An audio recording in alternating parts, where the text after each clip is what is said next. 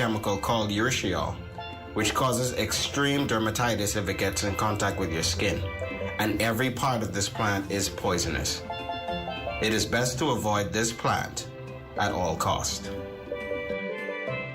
The Bahamas has plants and animals that produce unique chemicals that can provide a wealth of information and products that can be beneficial to human health and industry with proper study.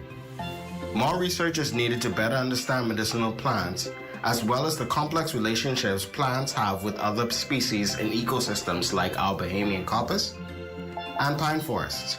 Although many of our native plants can be found throughout the region, our plant population may be under different environmental influences, which may affect their morphological and biochemical behavior and expression. Unfortunately, biological and biotechnological research in the Bahamas is still a field that has yet to be adequately explored. Questions such as the proper dosage of bush medicine and how medicinal plants can affect a person taking other medicines has to be looked into. I hope that more Bahamians will invest in more research in our wildlife to support conservation, Bahamian health, and the economy.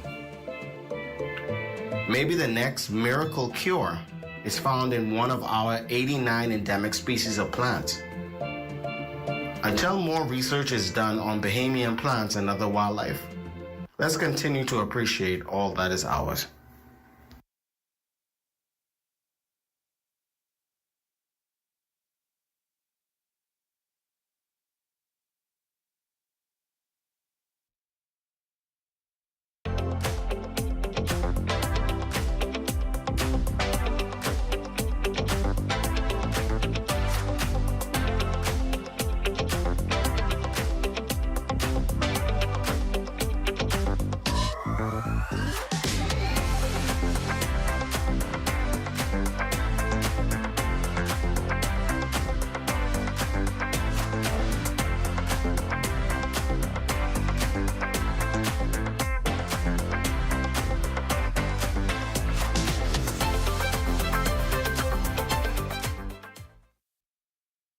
At Rusty Bethel Drive, I'm Paisol Forbes.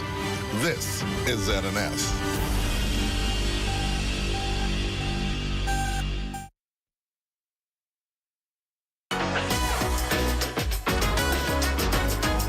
It's What's Trending with Jiminita Swain and the Bahama Beauty. At the Broadcasting Corporation of the Bahamas from Studio A. It all starts right now.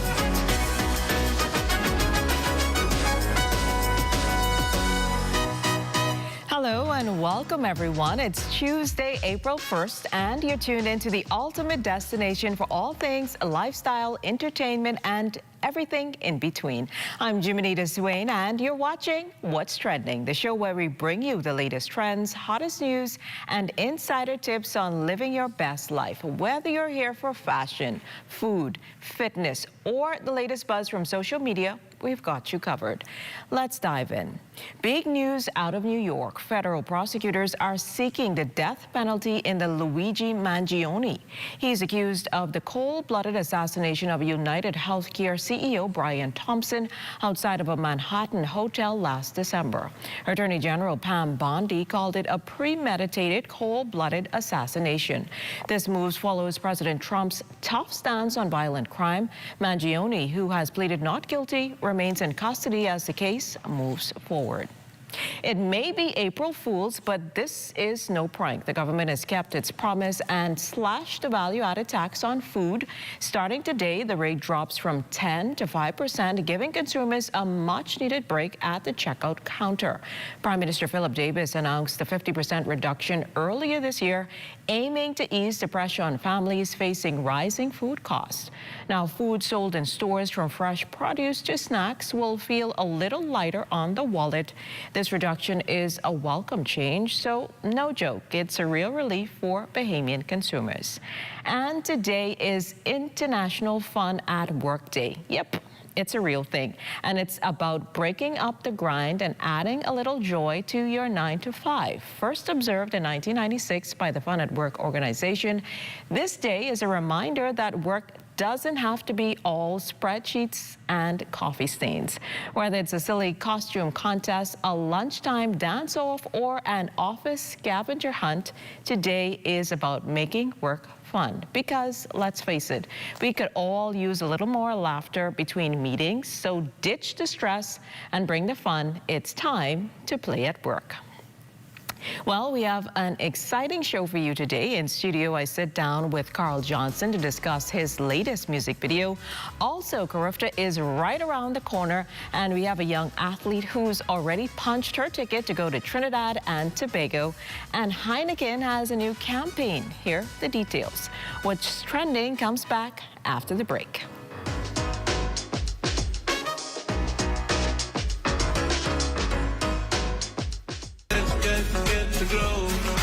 Keeping you in the know,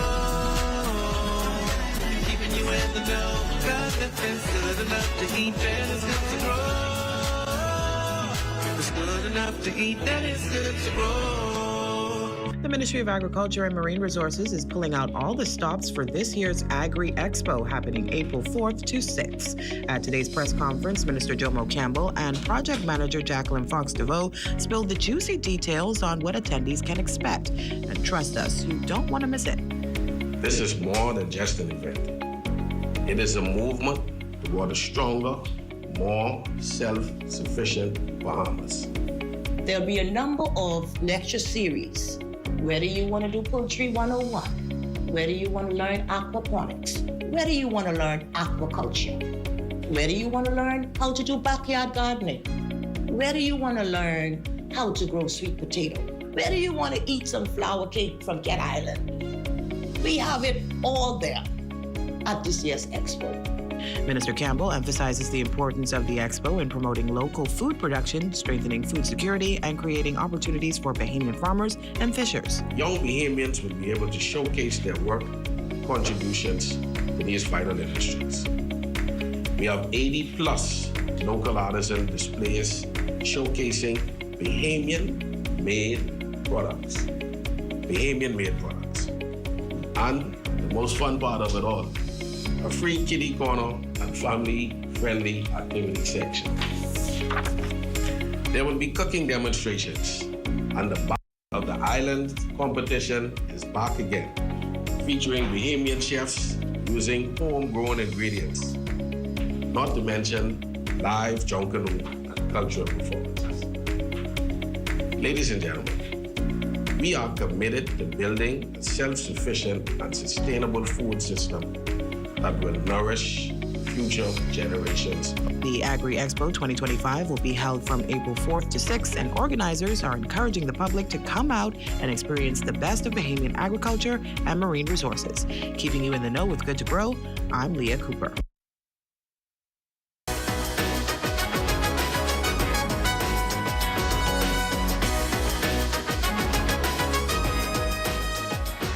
From the inspiration behind his latest song to his journey in the music world, Carl Johnson opens up about what it takes to thrive in today's ever-evolving music scene.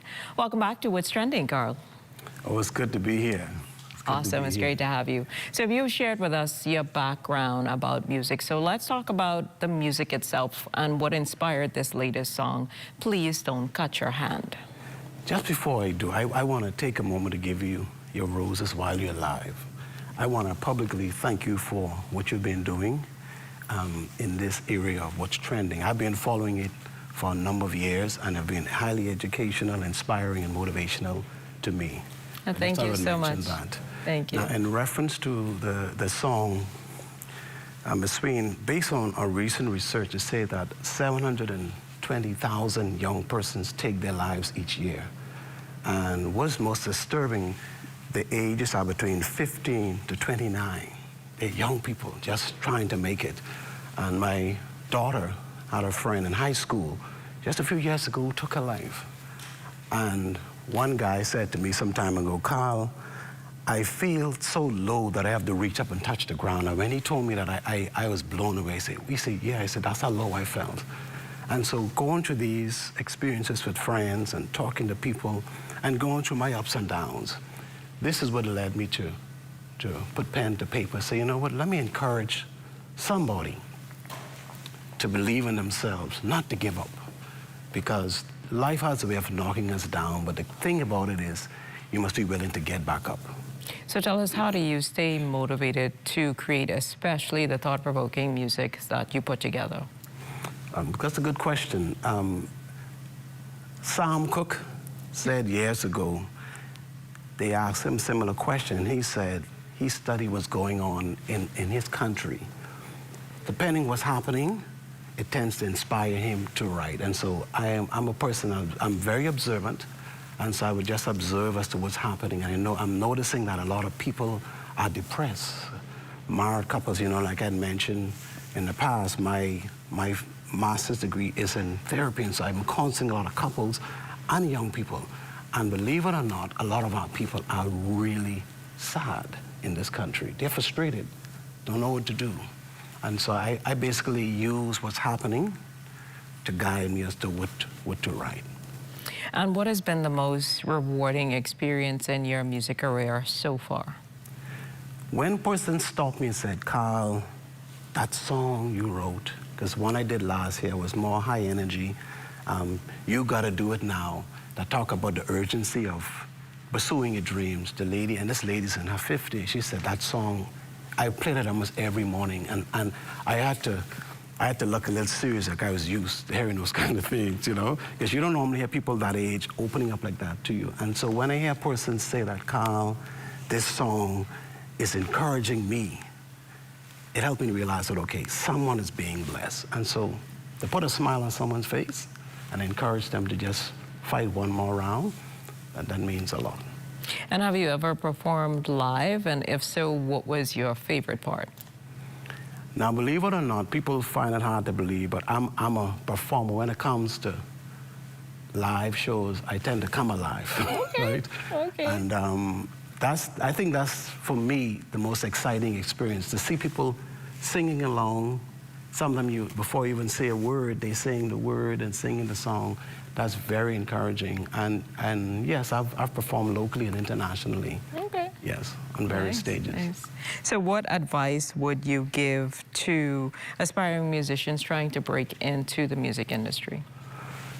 Now, that's another good question. You have to have fun in what you're doing, because the music industry, let's be honest, is very competitive. I mean, you have some people, they're so gifted, you wake them up in the middle of the night, they could give you goosebumps. Yet they're not making it globally. Right. And so you just have to enjoy what you're doing. And a Grammy Award winner once stated, he said that what he does, each time he records or about to record, he just gives his all to each song.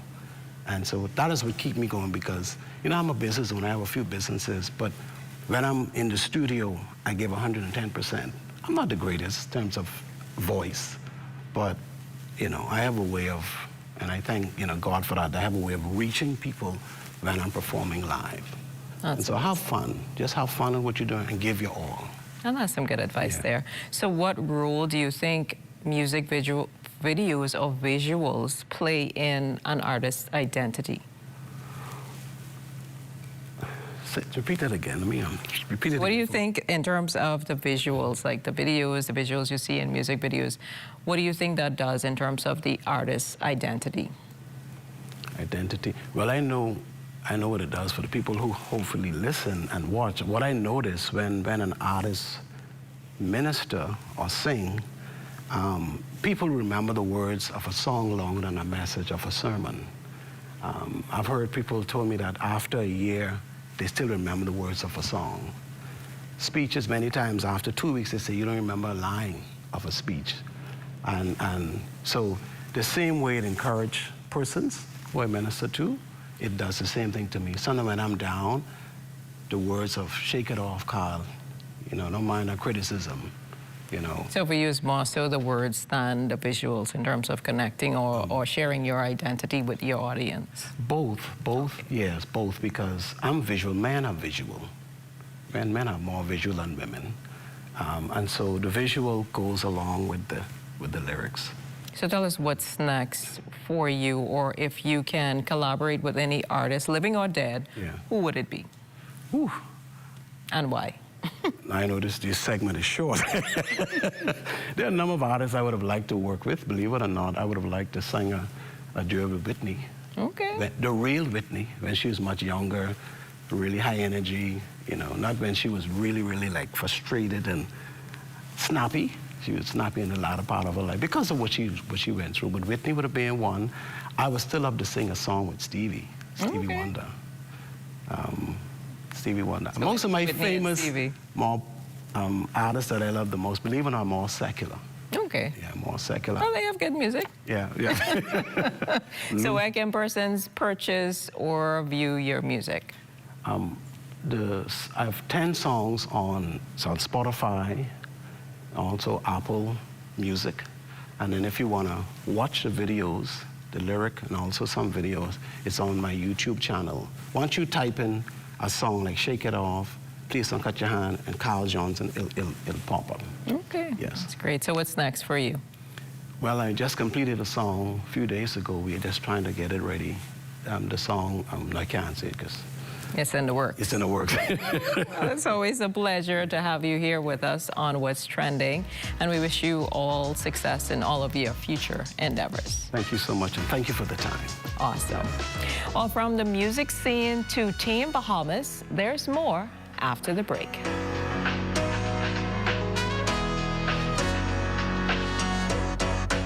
Hello everyone, this is Tony Williams back with a special promotion for Bahamasair.com and GoGo Florida. The $100 deposit is back, but it's only on your debit card. So whether you're renting that sedan, SUV, or spacious minivan for group or family trips, keep your cash in your pocket. Only Dollar Thrifty is making it convenient for you. Your $100 deposit held on your debit card. Available at Miami, Fort Lauderdale, Palm Beach, and Orlando. Book now and save big all summer long.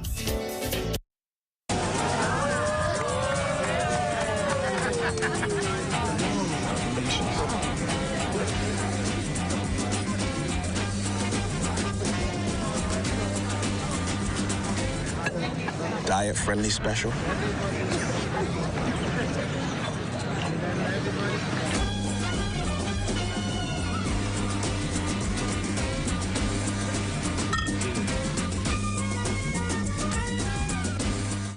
Hi, Phil Swift here for the Flex Seal family of flood protection products. Our flood protection products are specifically designed to work together in order to create multiple layers of super strong protection. All these windows, doors, seams, and openings have all been sealed up tight. Now there's a new way to protect your home or business from damaging floodwaters.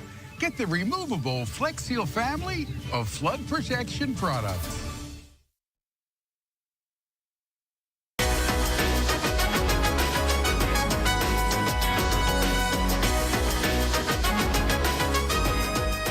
With Carifta trials this weekend, many of our rising star athletes are gearing up to qualify for the prestigious Team Bahamas to represent our nation on one of the biggest stages in youth athletics. In studio, we have an athlete that recently, or rather re-qualified at BAISS, Jasmine Thompson. Welcome to What's Trending, Jasmine. Hi, I'm happy to be here. It's great to have you here with us. So how did you get started in track and field? I started track and field at the age of 4. My grandmother put me in Wilderness Track Club, and from then I played track. Wow, that's a long time from 4. Yes, Mom. So how do you feel about qualifying with Team Bahamas to go to Carifta? I feel great. I definitely feel more prepared this year because last year was my first time. So this year I have way more experience. I already felt the competition, so I know what to expect now, and yes, Mom. No, you know what to look for. So who or what has been your biggest motivation throughout your journey to ensure that you qualified? I would say my coaches, my parents, you know, all of them have supported me. They have helped me through this journey, and I also want to thank God, because without him I wouldn't have been able to qualify. And how do you mentally prepare for big competitions such as Carifta? I just, like, normally for me, I normally journal, write down, like, my expectations, come into the meet so I know already what I want to do, and then I just pray and leave it in God's hands. So what would you, or what event or events that are coming up that you'll be competing in at Carifta? At Carifta Trials. At the Carifta Games? At the Carifta Games, yeah. I will be competing in the hurdles, 400-meter hurdles, 100-meter hurdles. Some tough events. Yes, Mom. So do you have any specific goals or targets that you're aiming for at the Games? I know everybody is often thinking about their personal best and things like that. What is going to be your focus when you compete? 400-meter hurdles, last year I got a 4th place, so this year I want to do better.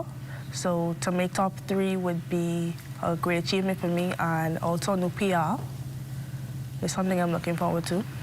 For both events? Yes, Mom. Awesome. So do you have a specific coach or family member who has been a constant support system for you?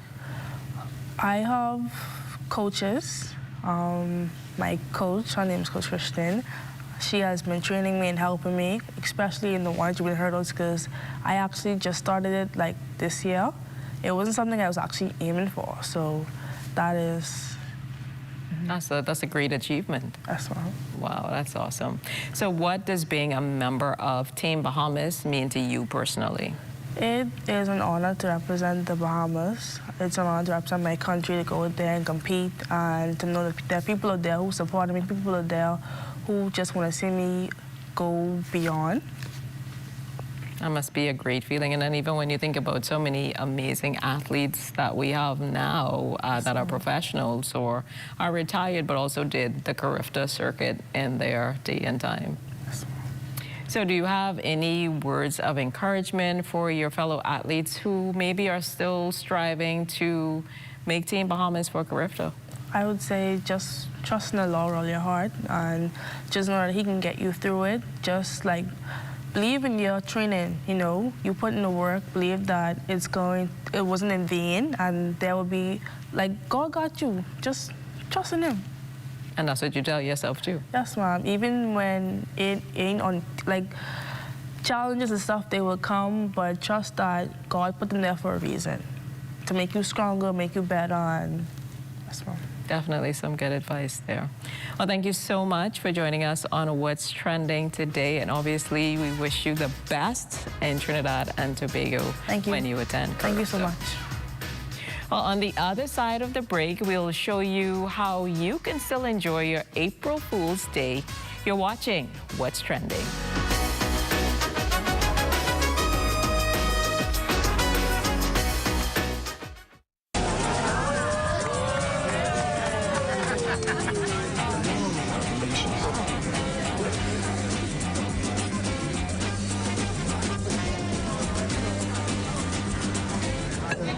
Diet-friendly special.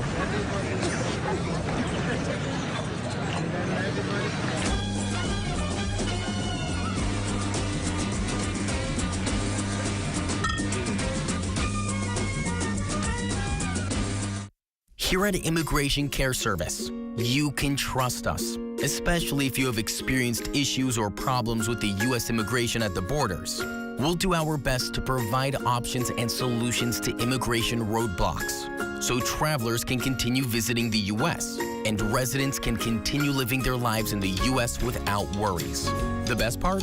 Our services are affordable and accessible. Take the mystery, confusion, and fear out of your immigration concerns. Contact Immigration Care Service today.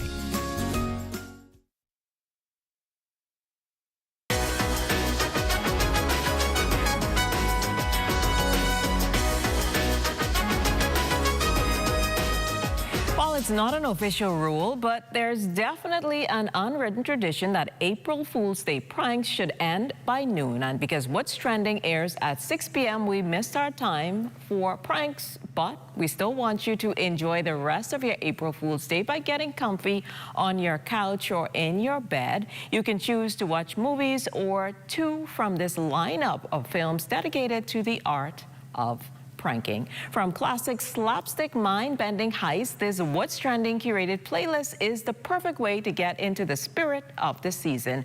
Whether you're in the mood for outrageous stunts or clever revenge, these films are guaranteed to have you laughing, cringing, and wondering who's really the fool here. Get ready for the ultimate prank-filled movie marathon. We are starting the list off with Dumb and Dumber. When it comes to pranks, no one does it quite like Harry and Lloyd. From the outrageous gags to laugh-out-loud moments, this is a masterclass in epic but utterly ridiculous pranks.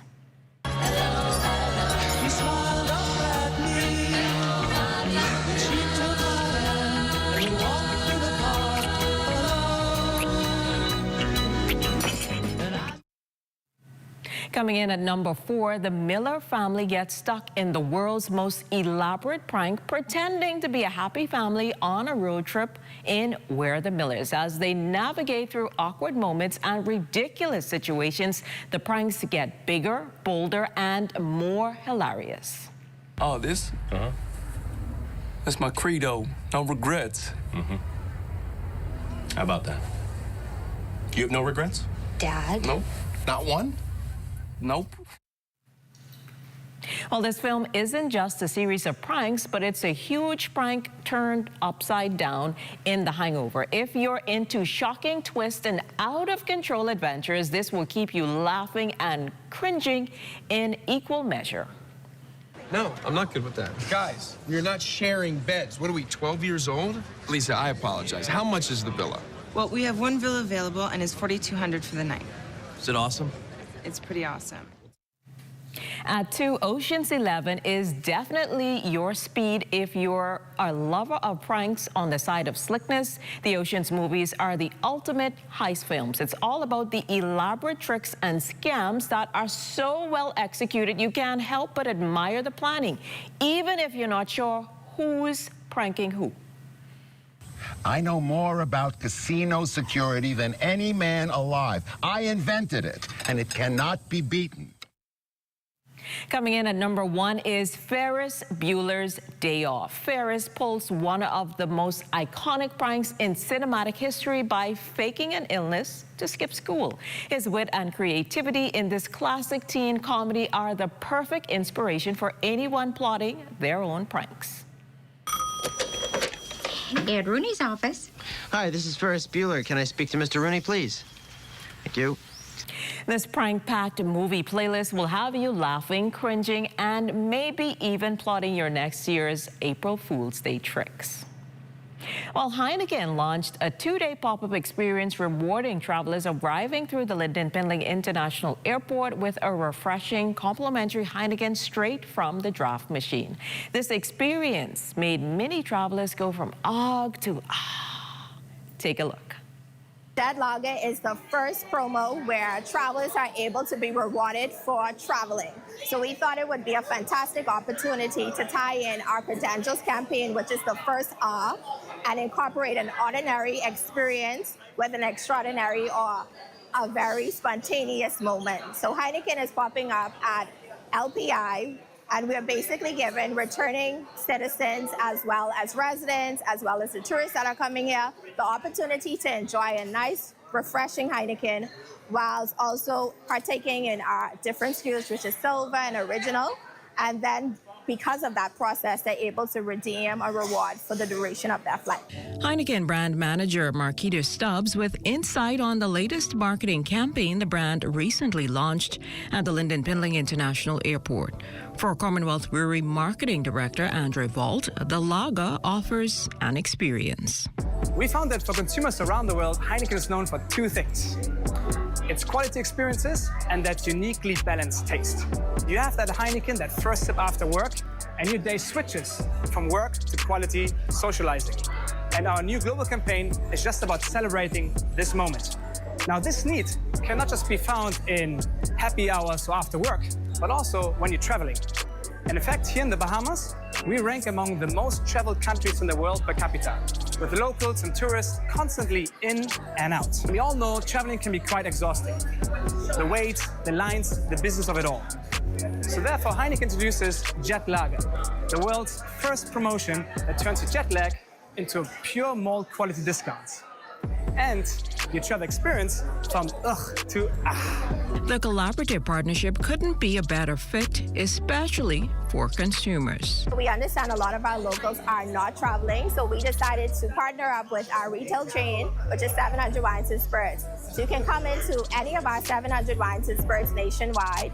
You purchase any SKU, and then you're able to enter to win. So enter to win, purchase a 3-pack, and you enter to win a getaway experience for 2, or we also did gift with purchase, which is pretty much purchase a 6-pack and then you're able to receive a glass, a water bottle, or an opener. As for what makes Heineken the ideal beer brand for this campaign, Vault had this to say. The magic is in the product. A Heineken brewmaster only uses 3 natural ingredients: water, hops, and pure malt. And we've been using this quality recipe unchanged for the last 150 years. And our Jet Lager campaign reinforces Heineken's reputation for premium beer and quality malt. If you would like to be a part of What's Trending, DM us on Instagram at What's Trending on ZNS.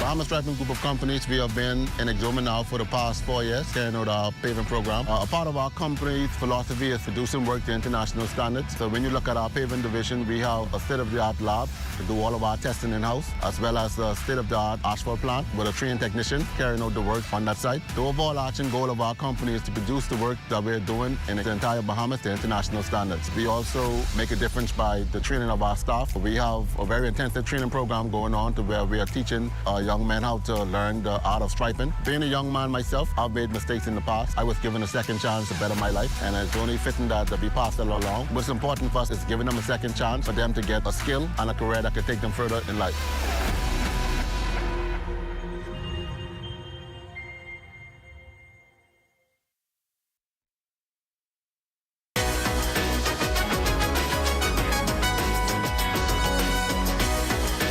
On Wednesday's show, we have more from the world of sports. Devin Charlton will be in studio to discuss her latest accomplishments and what the future holds.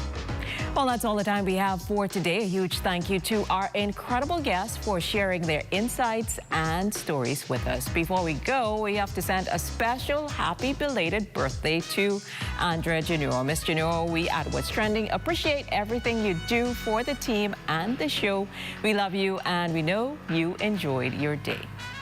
And we cannot forget Agatha Christie. Happy belated birthday to you as well. We hope you had a wonderful day. As always, we'll be back tomorrow at 6 p.m. with more exciting guests, thought-provoking conversations, and a lot of laughs, only on the ZNS Network. See you later.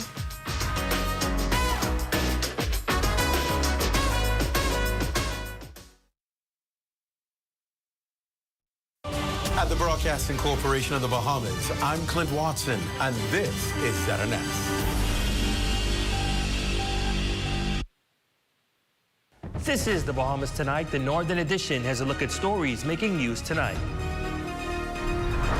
Consumer Affairs on Grand Bahama visit various food stores to monitor VAT reduction impact. Also concerns raised over shop owners selling expired goods. And Grand Bahama Police investigate attempted suicide incident.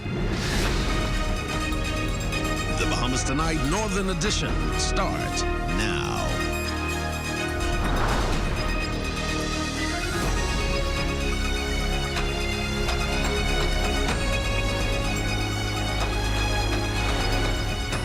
Good evening and welcome to the Bahamas Tonight, the Northern Edition. I'm Ramiko Knowles. Thanks so much for tuning in. Topping news, Consumer Affairs on Grand Bahama visiting various food stores on the island to assure that these businesses are in compliance with the 5% VAT decrease on all food in grocery stores, gas stations, and convenience stores, except deli-prepared foods, sugary drinks, and candy. Tonight, our Shalia Rolle speaks with the Chief Price Inspector at Consumer Affairs Unit and has tonight's top story.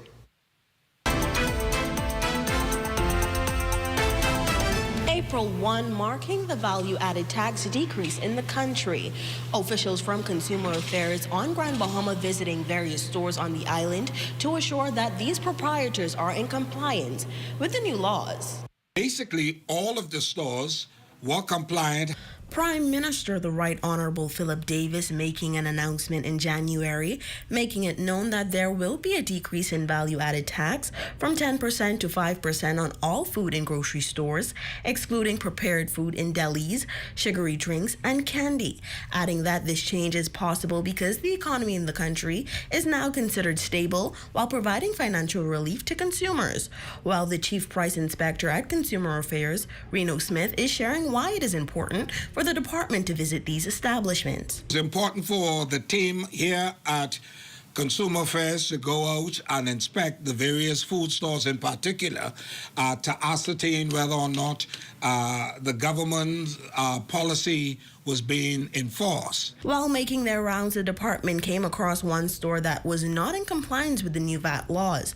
Consumer Affairs is now turning the information over to Inland Revenue, where an investigation will be launched into the store. All of the stores were compliant. However, we did find one particular store who did not make the necessary changes, and they were advised accordingly that if needs be, necessary action will be taken. Last week, during preliminary checks at various stores in the Western District, officials realized that shop owners in the area are charging value-added tax with no VAT certificate. Smith leaves this message for consumers who may be experiencing this. Do not, in addition to seeing their business license, if you do not see a VAT certificate properly adorned on the walls of the establishment, they are not to pay VAT, because we have persons who are charging VAT, receiving the monies, but they're not turning the monies over to the government of the Bahamas. Now, residents visiting stores today share that changes have been seen, while commending officials from the Department of Consumer Affairs for making the efforts to assure that these stores are in compliance. I expected it to be higher today, but I believe that the VAT has really kicked in with me. I feel that way, and then I saw a few people in there that was checking things, and that was a good thing. They should have been on the top of the game and not behind the game, like following it. I would say that any type of savings is great, even though I honestly believe they should have been 0%, but I'm grateful nonetheless. It's a wonderful thing. You know, we need price control, every day, to be honest with you. So if they're doing their job, hats off to them. For the Bahamas Tonight, the Northern Edition, I'm Shalia Rolle. Thanks, Shalia. Well, it's a change that has been months in the making amid concerns over the ever-increasing cost of living. Value-added tax has now been reduced on essential food items. Cleopatra Murphy spoke with residents for their reaction. It's official. Value-added tax has been reduced to 5% on unprepared foods, and residents are embracing the move as a much-needed change. It's a good thing because everybody know the price of grocery is so expensive. It discourages you sometimes to purchase things, but because you need it, you have to get it. So no use complaining about it. But if we got 5%, then that's good. Resident Shaniqua Moore was unaware VAT had dropped from 10% to 5%, chalking her savings at the cash register to in-store specials until alerted by the cashier.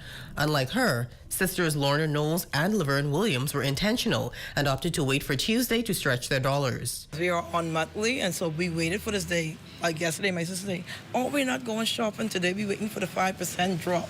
And I was like, "Okay then."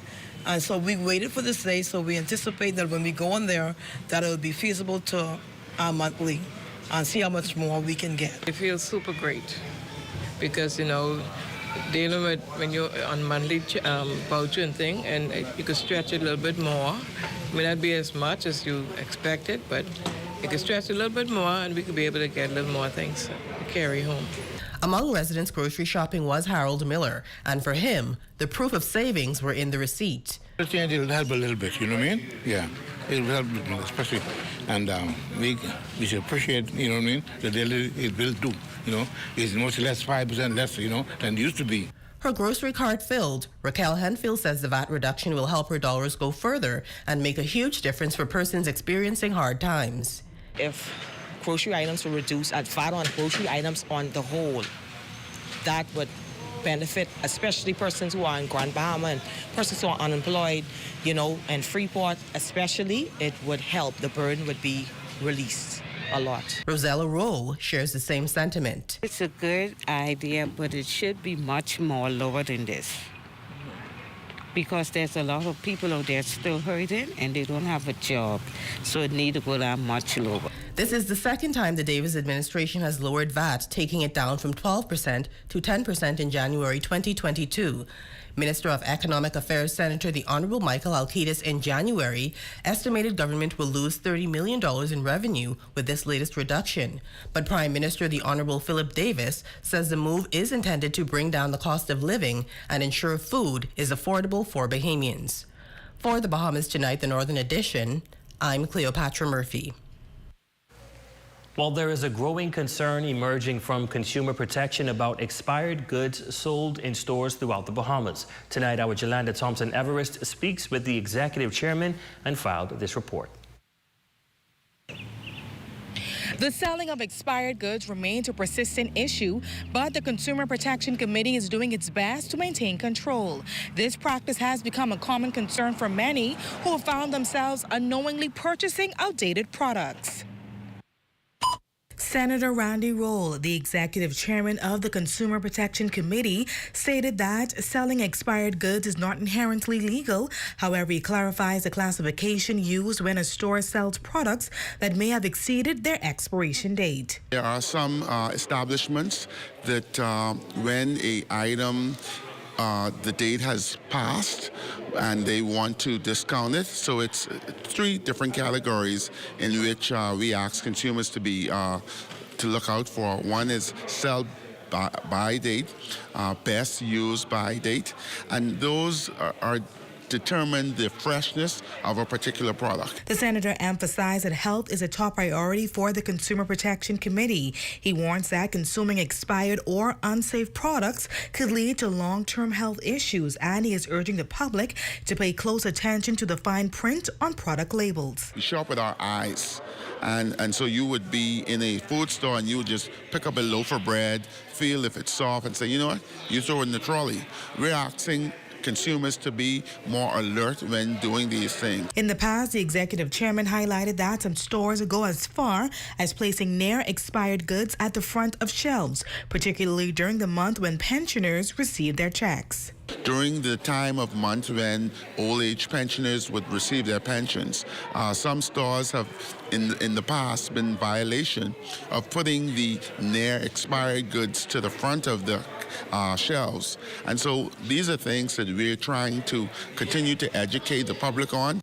He further explains the penalties that stores could face if caught violating the Consumer Protection Act. And there is redress. And of course, the consumer is always entitled to a refund in certain circumstances. Again, some stores may have a no refund policy, and that's against the law based on the new Consumer Protection Act.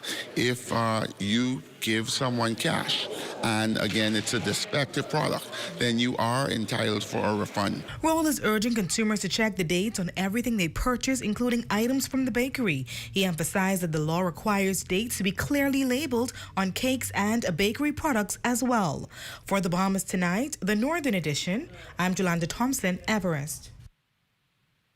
Thanks, Yolanda. Well, as many grapple with the aftermath of the latest brush fires here on the island, the Grand Bahama Power Company offers an update on their restoration efforts for customers who may still be experiencing loss of power. Shane Stubbs has more in this report. Crews from the Grand Bahama Power Company have been working around the clock in their restoration efforts following the recent wildfires. And Director of Customer Operations, Jared Morris, was pleased to report that restoration has been going smoothly as crews continue to assess the affected areas. We would have brought in a number of customers from the Regency area, along with Cranes Cove, and in addition to a number of other customers. Right now, we're still focusing on the Regency area that would have sustained extensive damages. We have some outages scheduled in order to restore those infrastructures and so on. So we look forward to that probably for an additional day or two. a number of poles would have received damage as a result of the blaze's fury. So far, Moss says a total of 50 poles had to be replaced, with more to come based off ongoing assessments. We do expect it to be quite a bit more based on the reports and information that is coming to us at the moment. But different areas have different risks, so once we're able to assess those risks and understand what needs to happen, we'll be able to complete those additional repairs. Most of the outages would have occurred to prioritize the safety of the crews and residents due to the unpredictability of the flames, as well as damage incurred in the aftermath.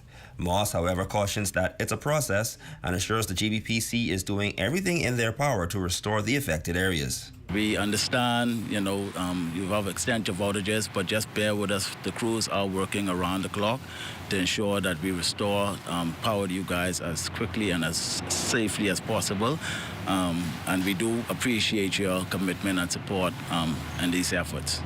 Now, Moss urged residents to stay up to date with the GBPC's social media platforms as restoration efforts continue. For the Bahamas Tonight, the Northern Edition, I'm Shane Stubbs. In news from police on Grand Bahama are investigating the circumstances surrounding an attempted suicide of a 28-year-old man that took place at a resort on Knott's Boulevard in Freeport on Monday, March 31st, 2025. Police were alerted shortly after 10 p.m. When responding, officers visited the scene and discovered the male suffering from alleged self-inflicted injuries about the body and a sharp object nearby. As a result, emergency medical services visited the scene, examined the victim and transported him to the Rand Memorial Hospital for medical attention and further evaluation. His condition is not known at this time. And still to come. Western District students explore career opportunities at a major job fair. That story, sports, and more when we return.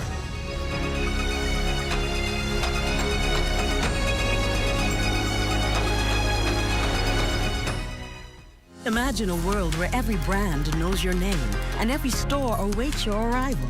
Elite shopping, travel where luxury is a lifestyle and every journey feels like home. Dine where every flavor is just for you, every table reserved, and every moment a taste of perfection. Make every big moment even bigger.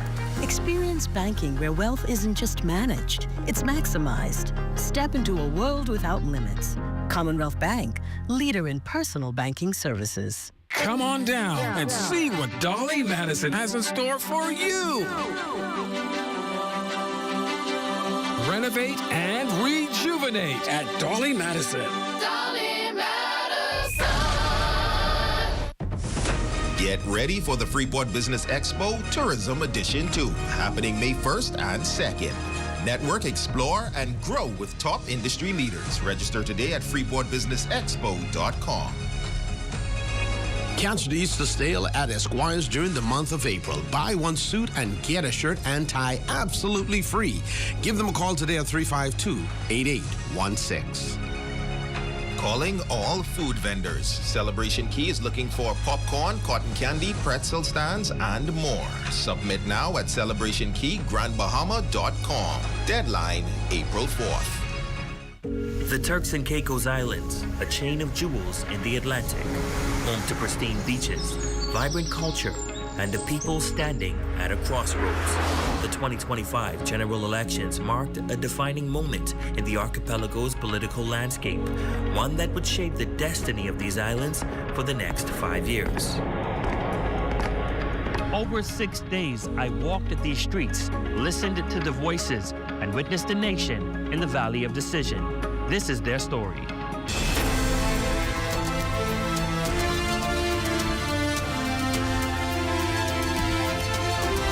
Join us as we give you the highlights of the recent general elections in the Turks and Caicos Islands on Sunday, April 6th at 7:30 p.m.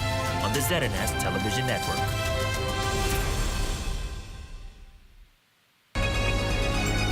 Your number one team in the North. Only the sun covers the Bahamas better. Welcome back. Students in the Western District recently had the opportunity to explore various career options, engaging with some 15 companies to learn about different industries and future possibilities. Our Raven Davis was there and filed the details in this report. You're never too young to map out your future. This as students throughout the Western District were exposed to the vast opportunities available in several career fields. From the sweet life of a baker to getting dirty with agriculture, the students had their chance to learn about it all.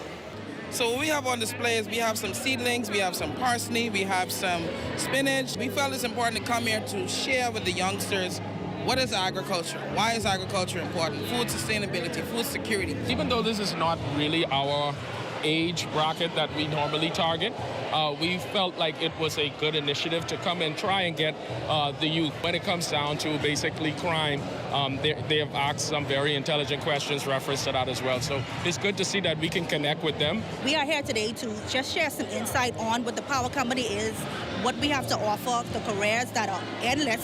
The event is the brainchild of Danik Camp, school counselor at Holmes Rock Primary and Morak High School, and saw the participation of over 15 companies. I noticed over the years that we've always done it for senior students. We've always done it for high schoolers. But at primary school, I too want to get them as early as possible just so that they can have a goal.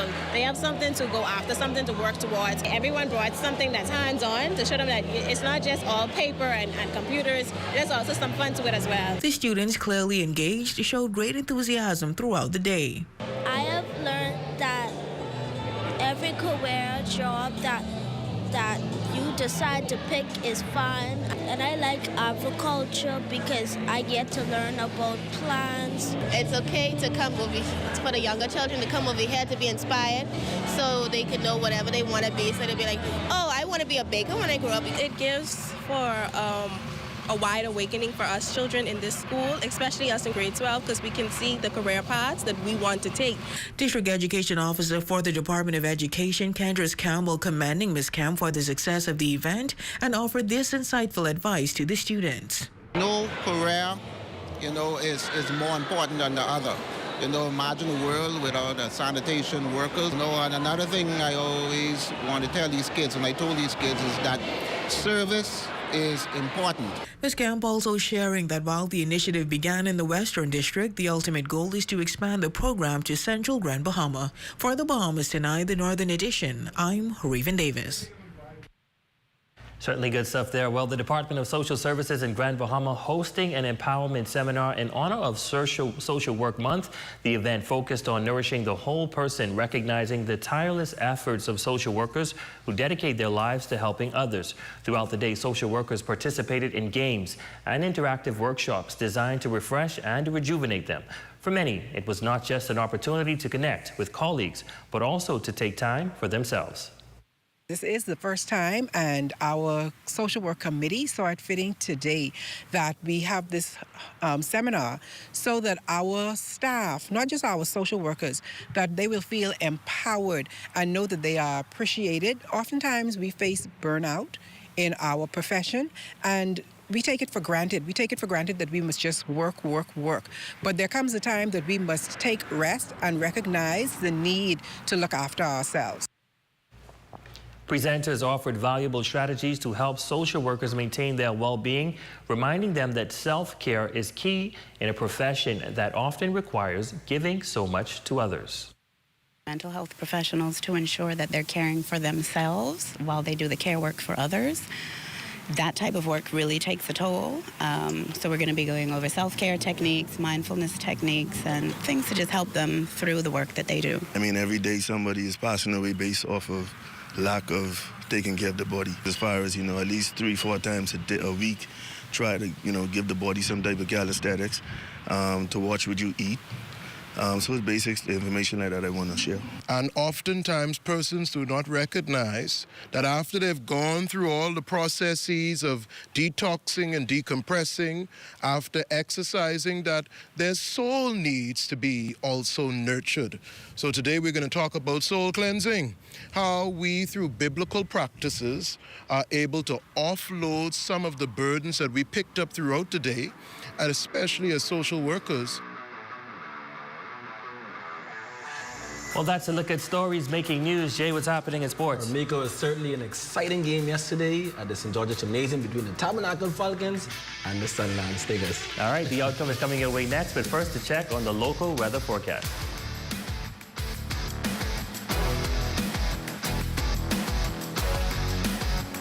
Tonight's weather forecast is brought to you by Royal Star Assurance. 'Cause it's so beautiful.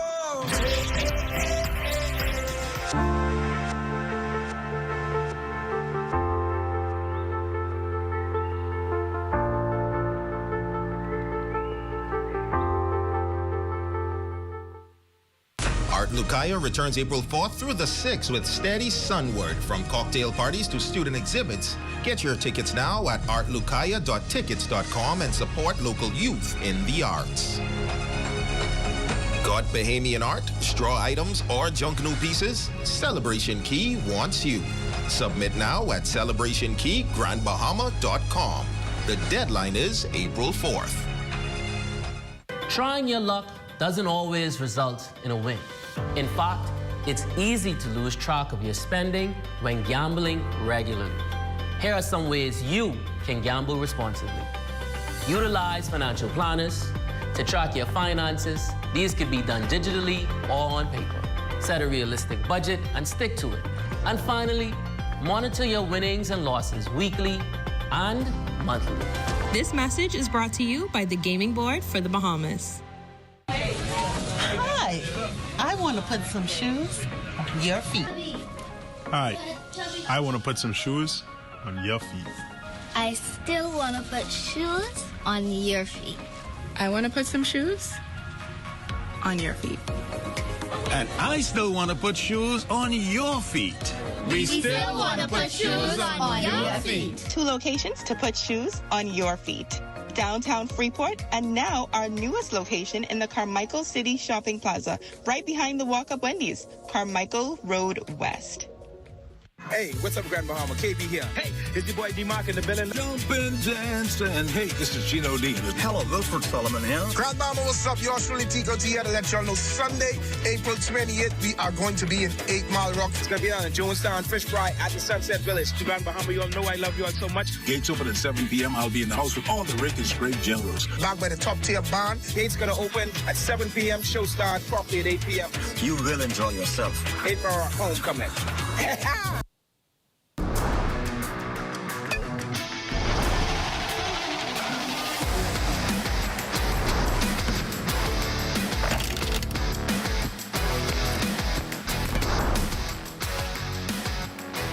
Good evening, ladies and gents. I'm Jay Philippe, and welcome to Sports Top and Sports. The 2 top teams in high school basketball squared off in the Best of the Best championship game in a jam-packed gymnasium. It was a rematch of last year's title game between the Tabernacle Falcons and the Sunland Stingers. Here's Shane Stubbs, who was courtside for the game. The Tabernacle Falcons needed an extra period, but they eventually got past their rivals in the Sunland Stingers 64-54 to be crowned this year's Best of the Best champions. Jarius Hall dropped 17 points in the win, securing the championship MVP award. Gianno Murray, on the other hand, was named the tournament MVP. Big-time shots for big-time players. And he's a big-time player. That's all it is. It's just about humbleness. That's all our coach always put inside us. And we never scared of teams. The grind with us, it don't stop. We ain't the most skilled team, but we play the hardest. That's what make us win. We play the hardest, we got the most heart. Dylan Morris was named the top defensive player, while Coach Kevin Clark was dubbed Coach of the tournament. Member of Parliament for West Grand Bahama, Kingsley Smith, was also in attendance. What I've seen today, I'm sure all during the week, it was very exciting, like what you've seen here today. And so I'm happy to be here. For ZNS Total Sports, I'm Shane Stubbs.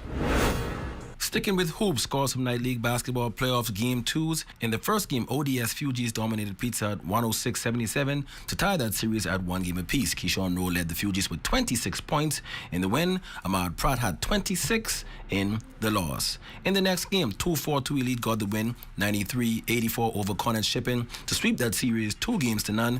Kivar Russell had a game high 28 points in the win. Harold Pinder scored 24 in a losing effort. And last in sports, Week 8, Little League Baseball scores. The Red Sox edge out the Lions 13-12 in A2 play. In 10U action, Bahama Rock Red Sox beat out the Lions 13-7. MSC Shippers came back to beat the Red Sox 5-4 in the next matchup. Now in 12U play, the Lions got the win against the Royals 6-4, and the Lions came out with a 9-7 win against the Yankees in 16U action. Ladies and gents, that's your quick check on sports. Your Facebook friend of the day is next. I'm Jay Philippe.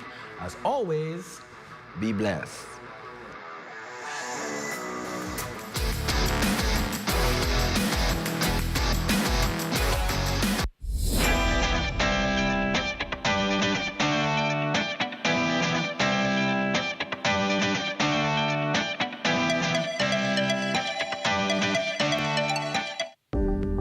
want to find relief from common health concerns such as headaches, back pain, chronic inflammation, and more? How about improved sleep, boost energy, and improve overall well-being? Check out RA Balance Bahamas and get your body into balance with biomagnetic therapy. For all our social links, contacts, or to request an appointment, visit rabalancebahamas.com. Attention all foodies, farmers, and fun seekers. The Ministry of Agriculture and Marine Resources is bringing you the biggest Agri Business Expo this year. That's right, from April 4th to 6th on the Gladstone Road Farmers Market grounds. It will be packed with exciting exhibits, expert workshops, farm animals for the kids, and even interactive games. Whether you're passionate about agriculture, marine life, or just love great food and family fun, this event is for you. See you there. The Turks and Caicos Islands, a chain of jewels in the Atlantic, home to pristine beaches, vibrant culture, and the people standing at a crossroads. The 2025 general elections marked a defining moment in the archipelago's political landscape, one that would shape the destiny of these islands for the next 5 years. Over 6 days, I walked at these streets, listened to the voices, and witnessed the nation in the Valley of Decision. This is their story.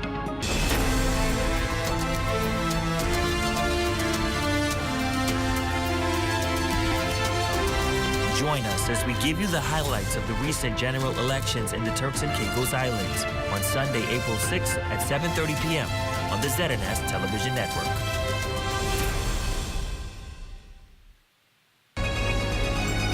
Your number one team in the North. Only the sun covers the Bahamas better. Special birthday greetings going out to Niecy Ferguson. I got your message. And happy birthday to my daughter celebrating her 10th birthday today. Happy birthday. And that's going to do it for us here in the North. I'm Ramiko Knowles. I'm Jay Philippe. Thank you so much for tuning in. The Bahamas Tonight comes your way next. Here's a live look at them now.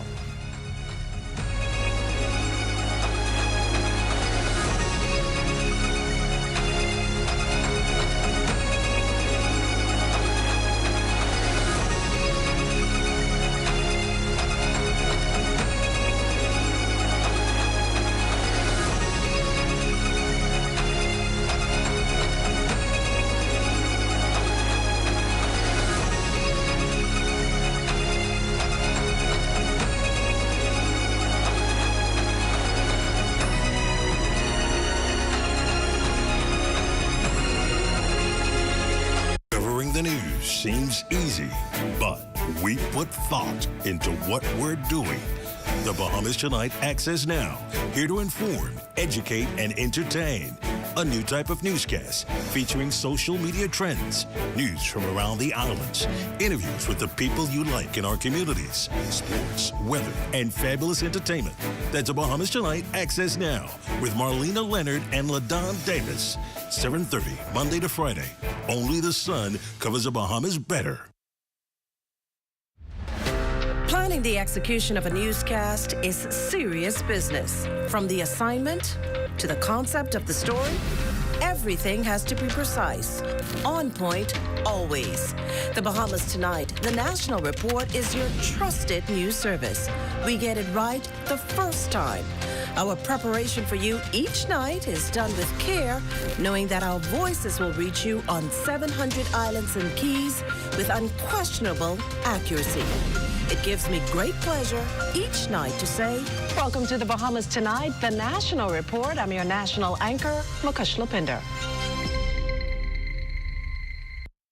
At Fort Montague, I'm Opal Roach. This is ZNS.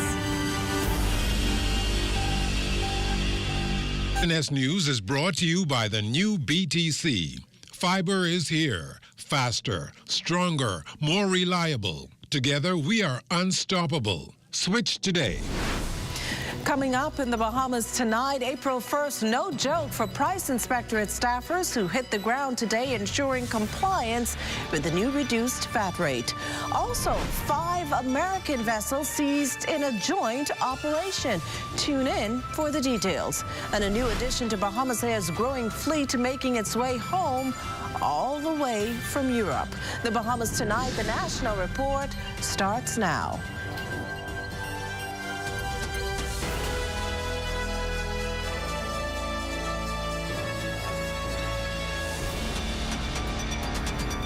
Good evening, everyone, and welcome to the broadcast. It's the first of the month, but no April Fool's prank here. That cut the government promised on your grocery bill back in January took effect today. Our Lloyd Allen has more on how the adjustment was rolled out in today's top story. Well, it's April 1st. A number of discounts expected across stores across the country in reference to a reduction in VAT. Like these items, while they may appear to be similar, the Gatorade is discounted at that 5% VAT, while the added sugar beverage is still at 10%. If you look at your receipt, every item is itemized, either T1 or T2. Super Value Mackey Street store manager Nolan Adderley says their stores and other grocers continue to make adjustments on shelf prices. So you're paying the tax 1 or tax 2. The tax 1 will be the tax that was always around, which is VAT 10%, and the new tax would have been VAT 5%. Adderley adds if there is confusion, the details are on your receipt. So you're paying the tax 1 or tax 2. The tax 1 will be the tax that was always around, which is VAT 10%, and the new tax would have been VAT 5%. So we spoke with a number of shoppers to find out if they saw any differences. Here's one, and she's from Freeport as well. What did you see? Well, I didn't realize today was the first and there was going to be a change, but when you asked and I looked at the receipt, I noticed that there are two different totals for VAT. We purchased some chips, some juice, some candies, water, and it reflects on your receipt. These children, they're in grade 6 at Sunland Baptist Academy. On the count of 3, Sunland Academy. 1, 2, 3. Sunland Academy! It's a lot better, and I really appreciate it. Now, beyond your level of satisfaction, officials say ensure you check your receipt before walking away from the register to ensure you get the discount you deserve. Reporting from Super Value Mackey Street for the Bahamas Tonight, I'm Lloyd Allen. Good job there, Lloyd. Well, as you just heard, stores across the country today introduced the new 5% VAT reduction on unprepared foods. While the transition has gone smoothly for the most part, Super Value President Deborah Simonet says because the changes are so comprehensive, customers may experience some minor confusion. Overall, though, she expects the process to be, well, almost seamless.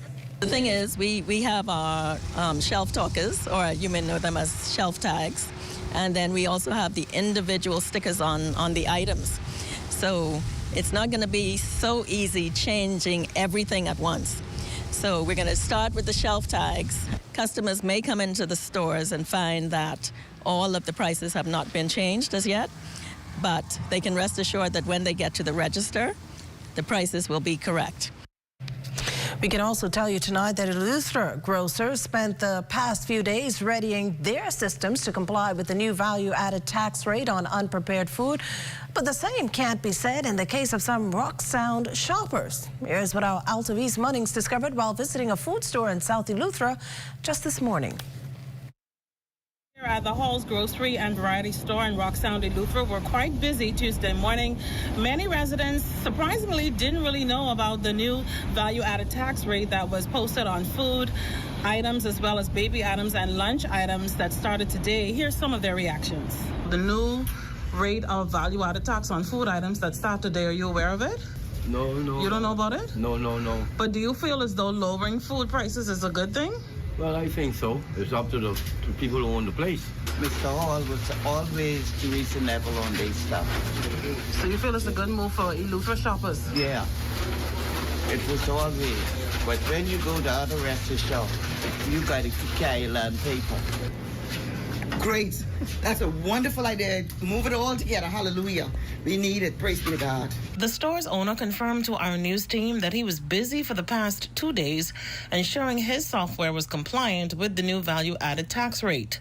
Over at the food market at the marketplace, employees were testing their equipment on Monday to ensure the correct prices of food items are generated in accordance with the new VAT rate. However, owner and Eleuthera Chamber of Commerce President Thomas Sands shared this observation. Even though there's a reduction of VAT, costs continue to escalate. Costs that are beyond the control of anybody on this island, in this country. And so the reality is, yes, you're going to pay less in VAT on food products, but the reality is I don't see where the cost of food realistically is going to be reduced moving forward. Now, most of the Eleuthera residents that we did speak with are very excited about the new value-added tax rate, and they're also anticipating a lower cost in their grocery items. Reporting from Rocksound, Eleuthera, I'm Altaviz Munnings. Back to you. Well, thanks, Alto. In other news this evening, Bahamian authorities today making a significant seizure in waters off Paradise Island, bringing down an illegal operation underway for several months. Tonight, our Corval Pyfrom has the details in the ZNS News exclusive. Tuesday's operation was carried out with little fanfare, barely making a splash. A joint task force representing the Port Department, Customs, and the Royal Bahamas Police and Defense Forces. For months, they'd been tipped off about a foreign company illegally operating a charter vessel service. And this was the day they moved in on them. All are registered with cruising permit. They are not registered with the Port Department. So they are American vessels, all American vessels. Head of the Maritime Revenue Enforcement Task Force, Commander Bertram Bullock, says in all, there were 5 craft confiscated. They were seized just off Paradise Island and brought Tuesday to the Defense Force's Harbor Patrol Unit on East Bay Street. The vessels are being held by Customs, and the owner has 30 days to present proper documentation, including permits and licenses, otherwise face losing these vessels altogether. The seizure of these vessels, officials say, is significant, also because they could have been for a variety of illegal activities. The charter boat industry, which is reserved for Bahamians, is a lucrative industry. The Port Department, as the regulators and the licensing authority for such operation, it is our duty to ensure that all vessels operating under the Foreign Charter Boat Act or the charter industry is duly licensed. These efforts protect our local economy and ensure that our citizens have the right to operate and make funds. Authorities seem to think this activity is happening on a wide scale. Vessels under cruising permit should be for bona fide visitors only, for no form of remuneration. And our investigation led us to believe that these were operating illegally as charters. Tuesday's operation and subsequent seizure of these vessels is a part of a months-long investigation and collaboration among several government agencies. Officials confirming to us that several people have been detained for questioning, though they won't say specifically how many. They do stress, however, that this is a part of an ongoing investigation. For the Bahamas Tonight, I'm Corval Pyfrom. You're watching the Bahamas Tonight, the National Report. There's more news in a moment. Imagine a world where every brand knows your name and every store awaits your arrival. Elite shopping, travel where luxury is a lifestyle and every journey feels like home. Dine where every flavor is just for you, every table reserved, and every moment a taste of perfection. Make every big moment even bigger. Experience banking where wealth isn't just managed, it's maximized. Step into a world without limits. Commonwealth Bank, leader in personal banking services. This one? No. Hey, look, KFC has an incredible promo. I already had that for lunch. Crunch your hunger cravings and satisfy the whole family with KFC bucket meals starting at just $20. Get freshly prepared golden fried chicken, buttery biscuits, and add your favorite large size. Bucket meals starting at just $20. KFC, finger licking good. While others see customers as numbers, we see our customers as people, neighbors, friends who deserve more than one-sided connections. That's why we are redefining what real connection is by prioritizing our customers and showing our appreciation by putting our money where your loyalty is. ATC customers, claim your $200 Bahamasair gift card when you add postpaid mobile to your internet plan. That's loyalty that flows both ways. 10 Attention all foodies, farmers, and fun seekers. The Ministry of Agriculture and Marine Resources is bringing you the biggest Agri Business Expo this year. That's right, from April 4th to 6th on the Gladstone Road Farmers Market grounds. It will be packed with exciting exhibits, expert workshops, farm animals for the kids, and even interactive games. Whether you're passionate about agriculture, marine life, or just love great food and family fun, this event is for you. See you there. How do ideas become plans? Plans become memories. So you like my new room? And dreams become your life. This is retirement. Do you remember when hope became a house? When that house became a home? Your ideas are everything, and we're here to help make them happen. Your idea of yes, I can happens here.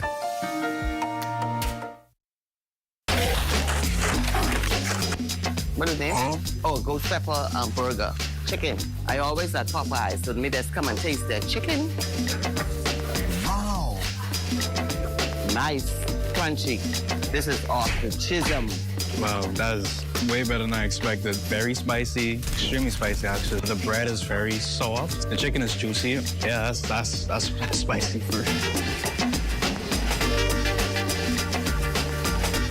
This portion of the news is brought to you by Bahama's Striping Group of Companies, where safety is first. Right now, you're looking at a shot of the Ministry of Works and Family Island Affairs on John F. Kennedy Drive. In the background, the Attorney General's office and the Ministry of National Security. That drone shot courtesy of cameraman Neville Smith. Thanks, Neville. Welcome back. Well, joining me in studio, a man who's no stranger to our ZNS studios, but it goes without saying that we're always happy to have Executive Chairman and Managing Director of the Consumer Protection Commission, Senator the Honorable Randy Rolle, with us, and who's just back from Grand Bahama. Senator Rolle, you and your team on the ground conducting special inspections to ensure compliance. How did that go? Any challenges to report? Actually, to be honest with you, it was very well. We were very well received. I think overall the team was pretty good. We got a minimal amount of complaints, and it was just some persons just wanting to be clear as to what were the full details. You know, when we said grocery items, when we said food items, some just thought grocery items as well. So this was something that was able to be cleared up right away, and I think everything else went pretty good. Now, you mentioned confusion in some regards, and let's talk a little bit about that confusion in terms of, let's take, for instance, sugary items. For instance, while candies, sodas, chocolates retain, I understand, the 10% VAT, you still have sodas like Coke Zero that's designed to be sugar-free. Explain that for us. Okay, yeah, well, again, this is something that was set forth by Inland Revenue. And so my team, we're just simply working as agents to make sure that where there are complaints and concerns, we take note of those concerns and we send them on to the relevant agencies. How long will your team be on the ground here in New Providence as well as Grand Bahama, and any plans to go further into the Family Islands? Most definitely. We plan to visit every family island once we have the opportunity, but definitely the way consumer protection works is where there is a complaint and a consumer files a complaint, we then send a team in that investigates and get back to them. Well, that you hear directly from the mouth of Senator the Honorable Randy Rolle, who also serves as the Executive Chairman and Managing Director of the Consumer Protection Commission.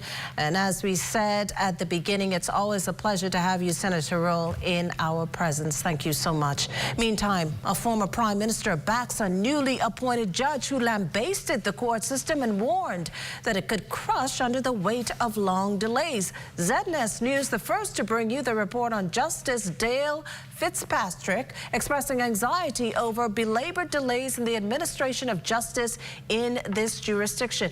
He was warning local prosecution and defense attorneys in the case of Police Chief Superintendent Michael Johnson and others to have their ducks in a row. Felicity Darville has the story.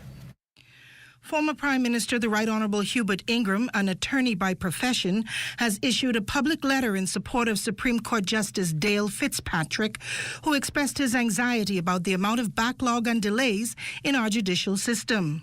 Mr. Ingram said too many cases take too long to go to trial in this country, such as a recent murder case for an incident that happened in 2019 and has just come to verdict 6 years later.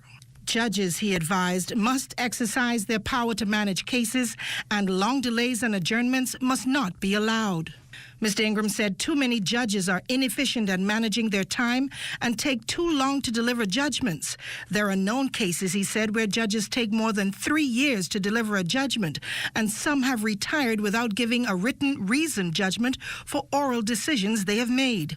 This, he said, is simply inexcusable. Lawyers contribute to the delays, he said, coming to court unprepared and overcommitting to too many cases.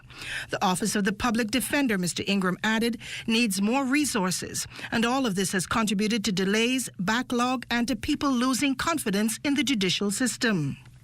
ZNS brought you breaking news on Friday past when Justice Fitzpatrick announced that he would be chopping down the long witness list proposed by the prosecution in the case of Police Chief Superintendent Michael Johnson and others, ensuring that only the most credible witnesses are brought to court who won't waste the court's time.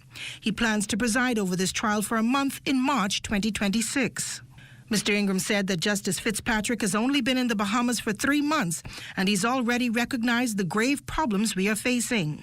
Now, progress has already been made in addressing these issues. The Court Services Act has come into effect, as well as trial by judge alone. The Supreme Court has introduced electronic filing and case management systems, and there's a new court complex dedicated to family matters. For the Bahamas Tonight, I'm Felicity Davil. Well, a new Bahamasair new plane, soon a welcome boost to the national fly carrier. Bahamasair has acquired a new 70-seat ATR-72 aircraft, and its managing director, Tracy Cooper, couldn't be more pleased. It's going to be to enhance the product that we provide in and around the islands. And we're really happy to tell you that that airplane is actually in the sky. It left France this morning. It's on its way to Cape Verde Islands. In another 3 days or so, it will actually be here in the Bahamas. The Bahamas and the family violence actually growing as far as population. And we've had a bit of a struggle trying to keep up with all of the demands that are being placed on Bahamasair. This aircraft is only an augmentation so that we can provide the expected service to the family violence as they continue to grow. Now, that new aircraft comes on the tail end of a pretty impressive spring break period, particularly considering Bahamasair's traditional slump coming out of the busy Christmas period, as well as in the face of repairs on 2 downed planes. Bahamasair still has 2 of those airplanes that are still awaiting engines because of the manufacturer and the supply chain. The manufacturer is doing a little better job with that. And so we expect that at least one of those airplanes will be back in the sky shortly. We're hoping that by the summer traffic, summer flying, that we could have that airplane in the sky. Well, Bahamasair's managing director speaking on the sidelines of today's industry-wide training conference at the Bahama Resort. It's there that the aviation director gave an update on airports throughout the country ahead of a national aviation strategic plan taking flight. Felicity Darville was there. Aviation professionals coming together for industry-wide training designed to ensure that customer service is flying just as high as the Family Island revitalization of 14 airports across the Bahamas. Bimini is on target to really be completed ahead of schedule. We are targeted Bimini by the end of December of this year. Airside work is going on right now in Bimini. Landside work is also happening.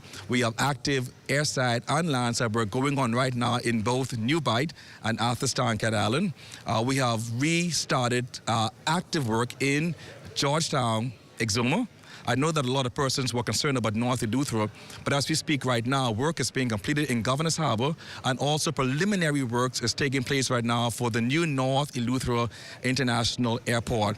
Again, we have airports across the length and breadth of the Bahamas. Folks are speaking about Grand Bahama. Grand Bahama is going through right now a additional planning phase for phase 1 of the new Grand Bahama International Airport. So at least 14 airports will be getting focused attention as a part of what we coin the transformation, the renaissance of our family islands by focusing on the development of airport infrastructure. Aviation Director Dr. Kenneth Romer said 300 people are training in person and another 1,000 virtually. They're also focused on training the youth. And we established the Bahamas Aeronautical Academy. We would have been establishing MOUs with tertiary institutions. But before persons go to tertiary institutions, we thought it wise to establish in many of our high schools aviation clubs, aviation cadet programs.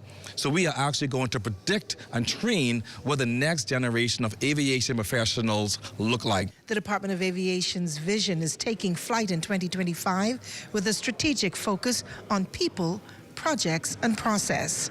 For the Bahamas Tonight, I'm Felicity Darville. The beat is after the break. This portion of the news is brought to you by Full Call Smart Pass, the smart way to pay at the pump. We're here at the Nassau Village Community Center project, where over the past 17 months, we've hired over 20 Bahamian subcontractors to bring this beautiful project to fruition.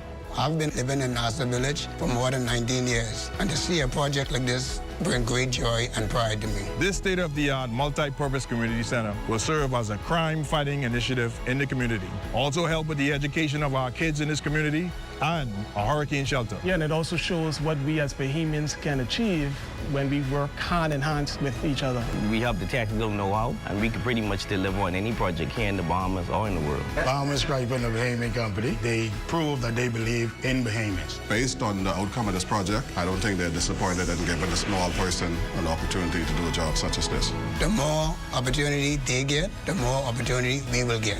If you look around and see the work done so far, it just shows what we as Bahamians can do.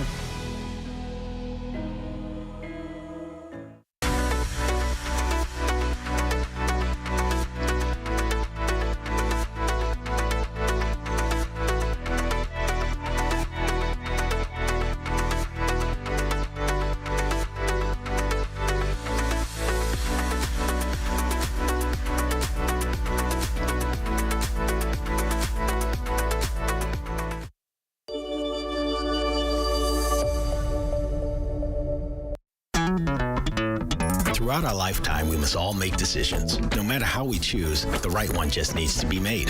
Like having J.S. Johnson Insurance Agents and Brokers as your insurance partner. We've been serving the Bahamas for over 100 years. Whether you need home, motor, marine, or commercial insurance, make the right decision. Call 397-2100 or visit jsjohnson.com. JS Johnson Insurance. Peace of mind.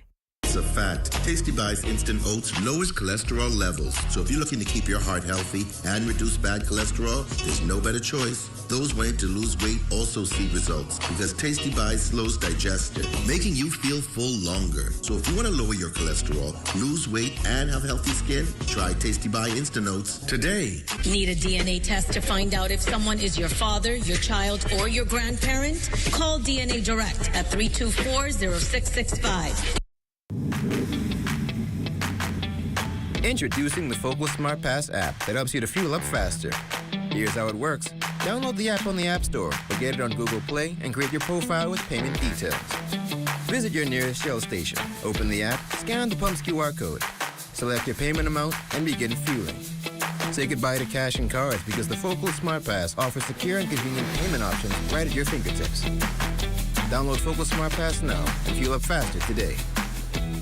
This portion of the news is brought to you by 700 Wines and Spirits, bringing celebration across the nation. Well, it's at this point that we check in with LaDawn and Marlena, who are just waiting on us to give us a sneak peek of Access Now. Ladies? Well, Makushla, it's Autism Awareness Month, and we have Reach in the building to tell us all about it. I think, Malena, you have that interview down for tonight, right? Yes, I do. We're going to be learning all about some of the activities they're going to be having this month. The sunflower lanyards, I don't know if you've ever seen any of those around. They're going to tell us what exactly those are. There's a lot to learn. Really looking forward to it. All right. Well, stay with us. The National Report is back after the break.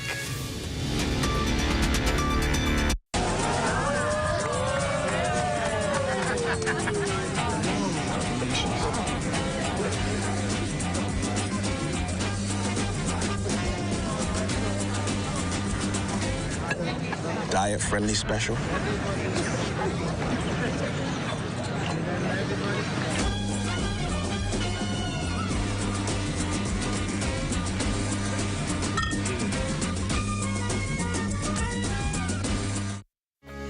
Sickness on the job is a possibility.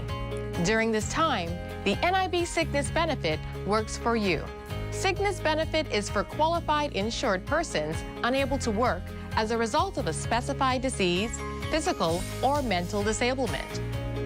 To claim, complete the Med 1 benefit form. Section A of the form is completed by a physician only, verifying one's inability to work, citing the ICD-9 code, a description of diagnosis, and indicating the period of incapacity not exceeding 13 weeks per Med 1 form.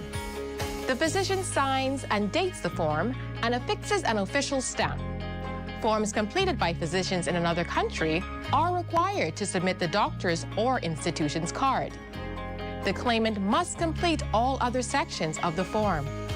Section C is only to be completed by industrial accident claimants. The Med 4 form or employer certificate must accompany the Med 1 form. All forms must be submitted within 3 months of the date of sickness. Late claims are subject to review by the Late Claims Committee.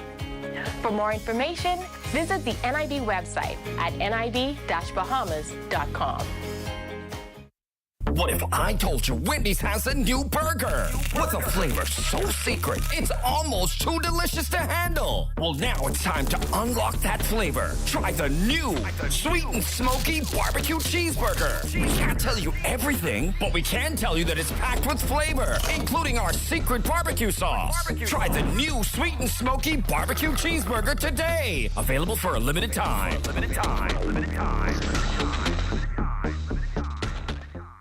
And that does it for the National Report, but stay close. The Bahamas Tonight continues with Access Now. Get ready for the biggest night in Bahamian entertainment. The 6th Annual Elevation Awards is back. Bigger, bolder, and unforgettable.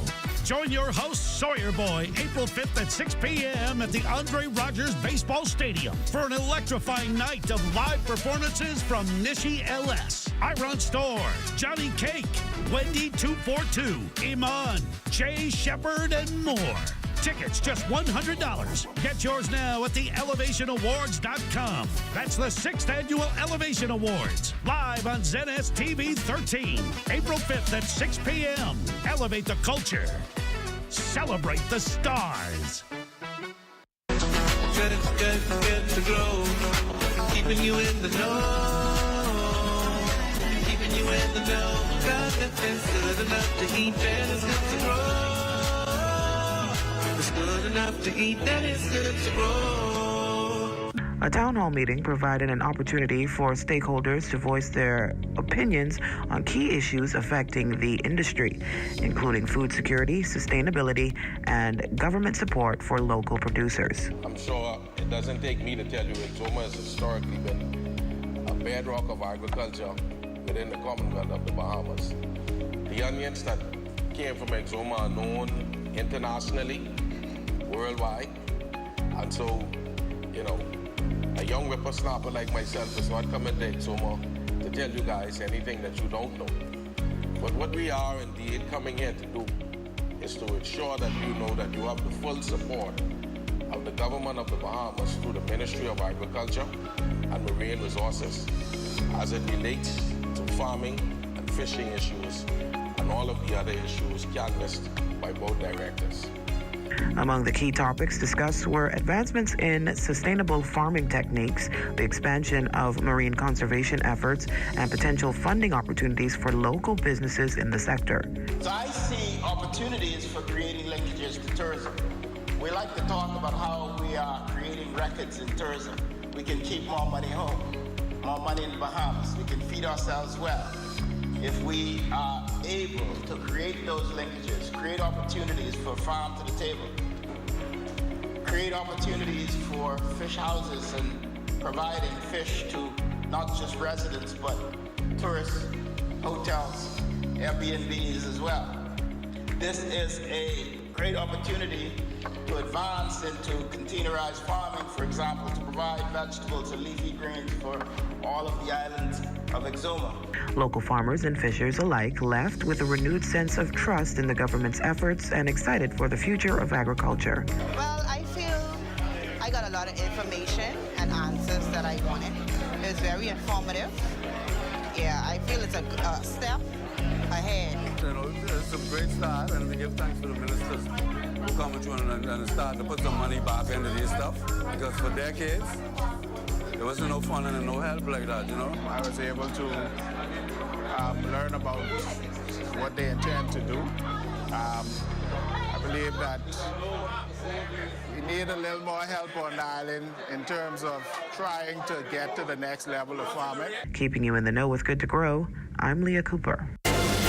Doris Johnson celebrates Bahamian History Day. Details straight ahead. And the Bahamas Hotel Catering and Allied Workers Union is doing its thing in connecting its members to all things that go toward homeownership. Good job.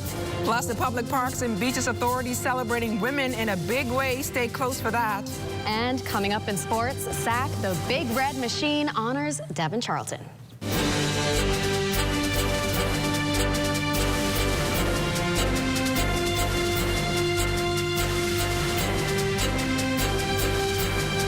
Tonight, Access Now starts now.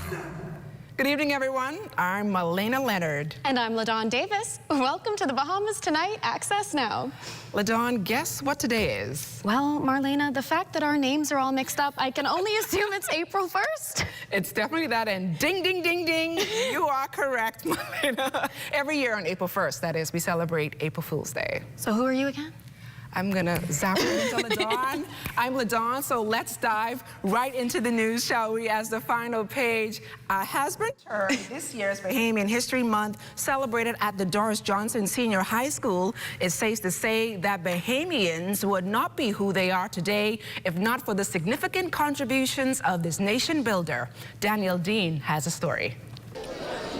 Growing up, we didn't really have a lot of Bahamian history. Like, I grew up in the GCE era, so we learned a lot about Lord Nelson and English history. But things have fortunately changed. 12th grader Alicia Wilscombe, being a member of the fairer sex and acknowledging she's standing on the shoulders of many that came before her, thought the celebrations necessary. I think it is very important for Bahamian women's accomplishments to be recognized in the Bahamas. I think it's very important for Bahamian women's accomplishment to be recognized in the Bahamas. As you know, our country has a history of having very strong women, and we want to keep that legacy of strength and excellence between our women going as long as possible as young Bahamian female students. 11th grade male student Javan Dean even pitching in with his take on their impact. Bahamian women have played a crucial role in our development as a country. In short, they were a crucial part of our independence, majority rule, specifically our alma mater, Doris Johnson, who is the matron of the school practically. Dame Doris Johnson, the school's namesake, was also spoken of fondly by a Bahamian woman, etched into Bahamian history in the same way she is, Ruby Ann Darling. Darling encouraged the students, female and male alike, to leave their mark too. So this is the last day of the first quarter of the silver anniversary of the century. Are you aware of the times in which we are living? And it's going to depend on how you strive here, how you will thrive in the future. The students with listening ears and applause of approval seemed to soak in the message and will hopefully be written into the country's history books for making their own contributions. Reporting for the Bahamas Tonight, I'm Danielle Dean.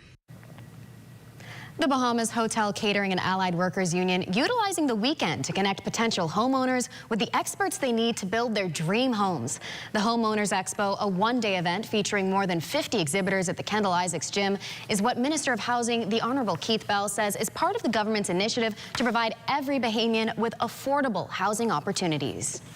The idea is that this government supports this type of energy, this type of program, this type of initiative, this type of home expo. And for our part, we have lowered VAT, we have lowered rates on building materials. We have ensured that home ownership is achievable, attainable for the average Bahamian. Union Vice President Sheila Burrows adds that with rental prices skyrocketing within the country, the expo is a great opportunity to learn about alternate avenues. Now, in this country, the rent fee is so high, and so the rental that you're paying to other persons can be your mortgage. And so we are here having a booth with National Cooperative Credit Union to make sure that we get people pre-qualified. They can come in, they can sign up, and we have the pamphlets and everything set out here. So we came together with this initiative along with our president, Mr. Darren Woods, from Hotel Union, to make sure that we invite the whole Bahamas. As part of observances marking the Royal Bahamas Police Force's 185th anniversary, scores turned out to the organization's mini tattoo and cultural festival in the Angliston community.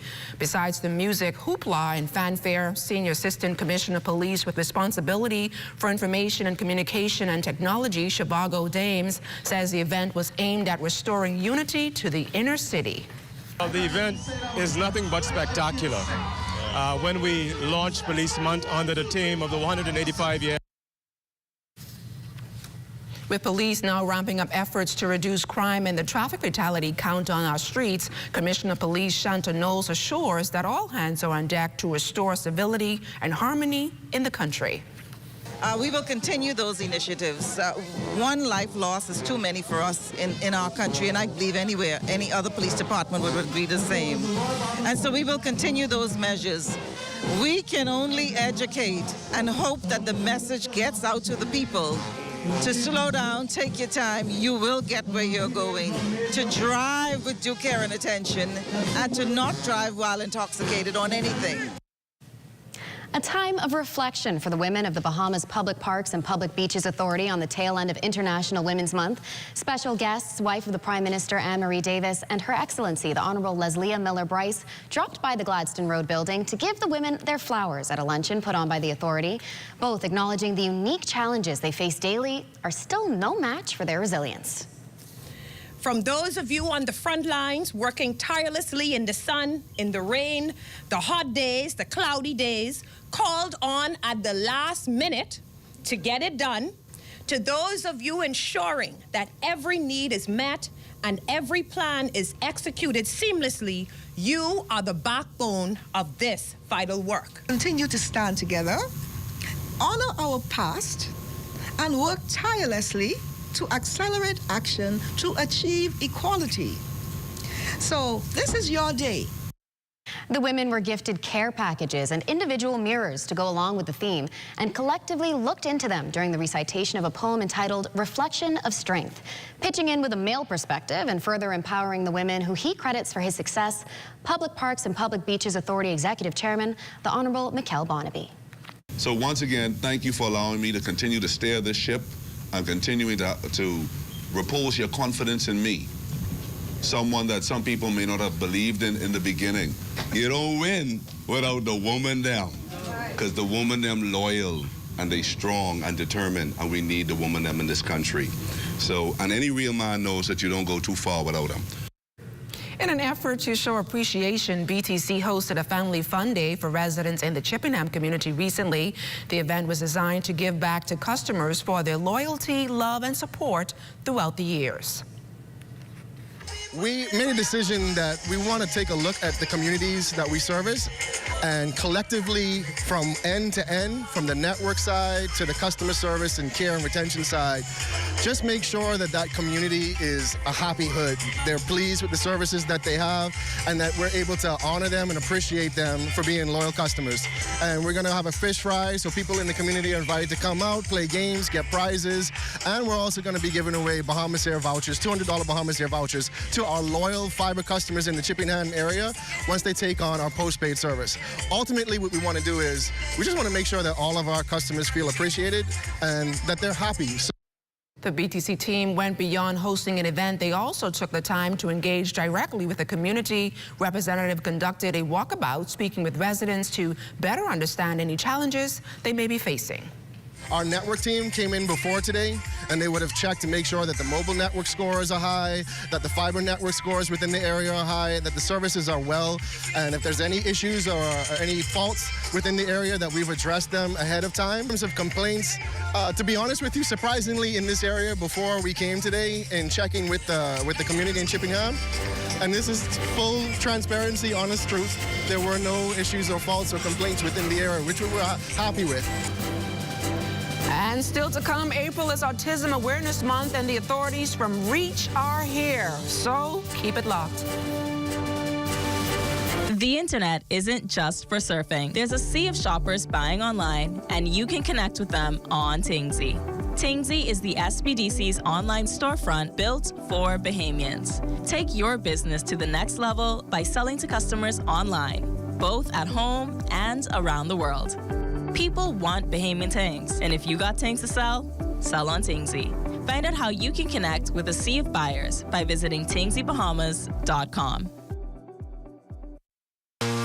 We here at Candid Security offer a varied range of security services, including guard service. We do armored service, we do pre-employment investigation, background checks, also vet people for employment. A live business hosted PBX is extremely important to our operation. I don't have to be in my office. I can easily get connected with our clients, my vendors, my NASA office, and with our employees in the field, anytime, anywhere.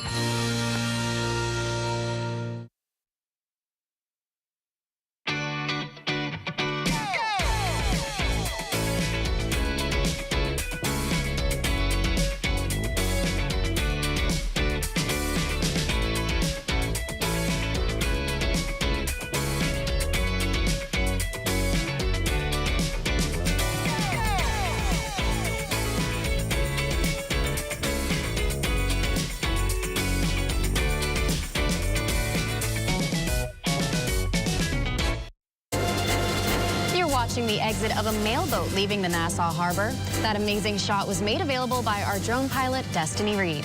Wonder where that mailboat is off to?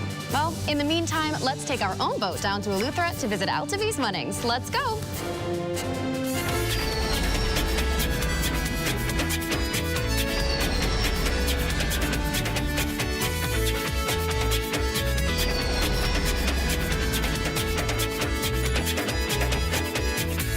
Since 2012, the One Eleuthera Foundation has been empowering communities across Eleuthera, transforming them into thriving, self-sufficient ecosystems. Altavis Munnings was in Rock Sound, Eleuthera, and has an update on the work of this operation.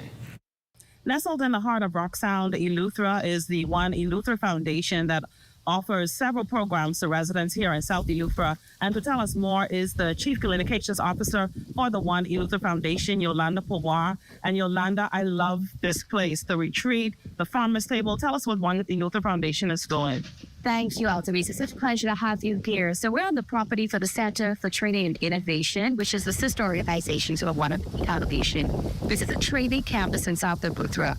We have a farm-to-table restaurant, a sustainable agriculture farm, and a hotel, as you can see behind us, with 15 rooms. Tell us about the Center for Training, the Training Institute.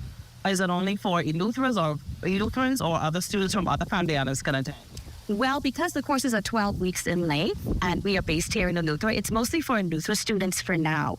But we do have some hybrid classes where students are able to participate virtually. But for the most part, most of our technical and vocational training happens right here for their Lakelands on assignment. And what courses does CTI offer? We offer a variety of courses.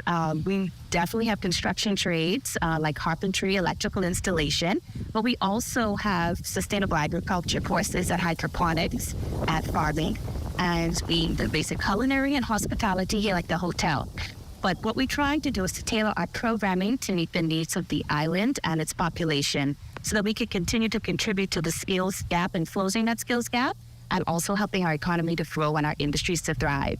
Thanks so much, Yolanda. So good to see you. Thank you. It's so good to have you here, and I hope that we'll be able to welcome you back soon for a little vacation. Thank you so much. Thank you. Reporting from Rock Sound, Eleuthera, I'm Altaviz Munnings. Back to you. Awesome work. Some good stuff coming out of Eleuthera there.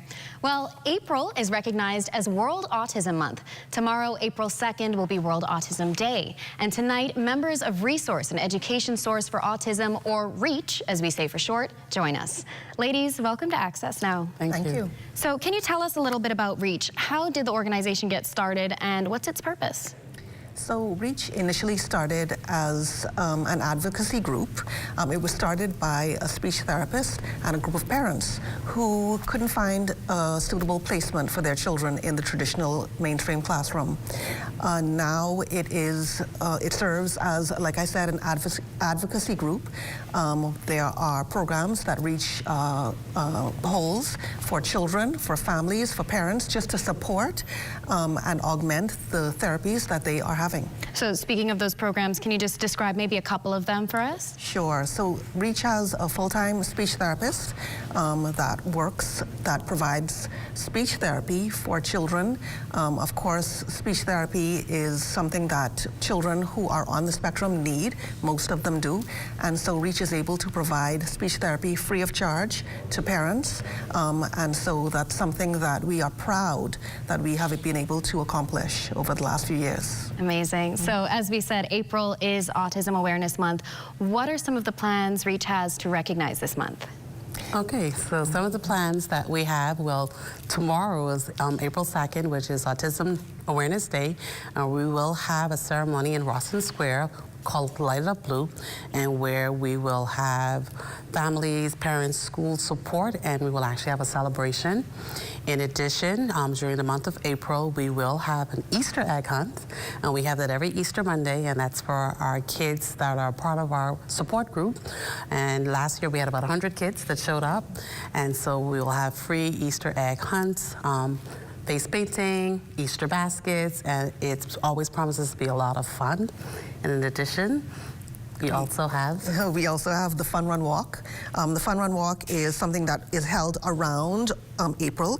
This year it's going to be in May. It's the 3rd of May, a Saturday, and it's an annual Fun Run Walk. In addition to the Fun Run Walk, we're also having a raffle.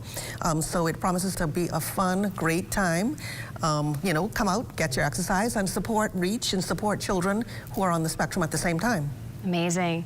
Now, we were talking a little bit earlier about the Sunflower Lanyard program. So can either of you just tell us a little bit about that and what people should keep an eye out for? Okay, so the Sunflower Lanyard program is actually a tool that parents receive, and they use it for their kids, and it's a sunflower lanyard that they would it's used because it's a hidden disability. So when we talk about hidden disabilities, of course, when we look at disabilities such as autism, learning disabilities, there's no face to it. And so if a parent or their children have that lanyard, for instance, going to the airport, a lot of times our kids have sensitivity issues, so the noise, sometimes just being in those surroundings, they may act up, and then people are like, what's happening here? But the lanyard actually allows the airport staff and other persons to realize that, hey, this is a family that may need extra support, whether they may need to be taken off the line. And so it allows persons to be a little bit more sensitized that, hey, this is a family with a hidden disability, and because they're wearing that lanyard, please give them some extra support. And people who are a part of the program have talked about how great the experience has been moving through the airport with the lanyards on. Amazing. Now, before we go, I have to ask Dr. Saunders the big question. Is there any scientific evidence that connects autism to vaccines? So we get that question every year. At this present time, there is no scientific evidence that links autism with vaccines. The big myth in the past was the MMR vaccine, and persons felt that when that vaccine was given at 12 months, their kids stopped talking. As I always say to parents, in terms of that vaccine, parents or kids have delays from before that time. And so if from 6 months, a kid may not be babbling, cooing, you know, around 6 months, a kid may not be eating solid foods, they may have food aversions. And so because of the timing of the MMR vaccine and the presence of autism, persons have linked it, but there's no scientific evidence that links that. And so we continuously have to debate and talk about that. It's not factual. Amazing. If I can, I just want to highlight one thing that's happening during the month of April, a way that the public and corporate Bahamas can support, reach, and you know, just recognize children who have ASD is by participating in our Friday T-shirt day. So every Friday during the month of April is T-shirt day. So go down to the Reach office, get your T-shirts. We have regular T-shirts going for $20 to $25, and we also have polo shirts that are available for $40 to $45. And so when you participate in our T-shirt day, you are supporting families and children with autism. Amazing. Well, Greer Bain and Dr. Deshawn Saunders, thank you so much for joining us tonight. All the best with Reach and Autism Month. Thank you. Let's take a look at what's coming up in sports. SAC and BTC honored Devin after her big performance. Details of that story and more coming up in sports. Hi, Phil Swift here for the Flex Seal family of flood protection products. Our flood protection products are specifically designed to work together in order to create multiple layers of super strong protection. All these windows, doors, seams, and openings have all been sealed up tight. Now there's a new way to protect your home or business from damaging floodwaters. Get the removable Flex Seal family of flood protection products. Welcome to What's Trending. Join me, Jiminita Swain. And me, The Bahama Beauty, Monday through Thursday at 6 p.m. Only on the ZNS Network.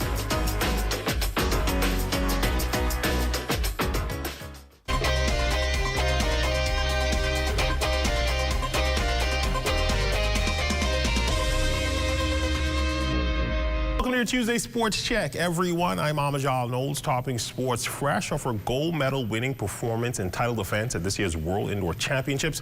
Bahamian hurdles superstar Devin Charlton continuing to receive her flowers here at home, this time from her alma mater, as well as a local telecommunications giant. Our Charles Fisher has more in this report. It was a special homecoming for the world record holder and 60-meter world indoor champ as she visited her former school. Her parents, Dave and Laura, there to share in the moment. Devin showered with gifts, a special sock jersey with two-time world champ 7.65, indicating a world record time inscribed on both sleeves.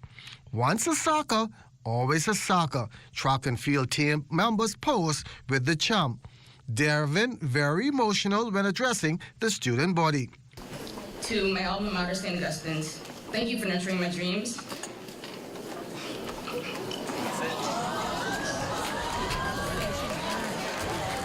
And instilling in me the values of hard work, dedication, and perseverance. I owe a great deal of my success to the foundation I built here, and I am forever grateful. School's principal, Marcy Thompson, pointing out that the Sack family and the country is proud of Devin's accomplishments. The Sack family is immensely proud of you. You are a shining example to this generation of Sack students and athletes of how hard work and perseverance pay off. You are a shining example to thousands of young people in this country, athletes and non-athletes, that with the same hard work and perseverance, along with trust in God, all things are possible. BTC CEO Shamel Bhatti making a special announcement. Excited to announce BTC's endorsement deal with world champion hurdler Devin Charlton.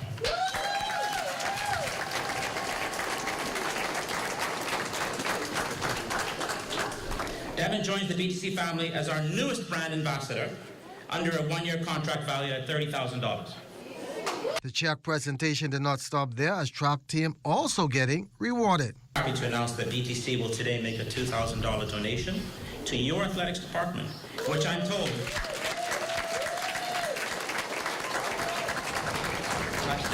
this is an ad lib here. Hold on.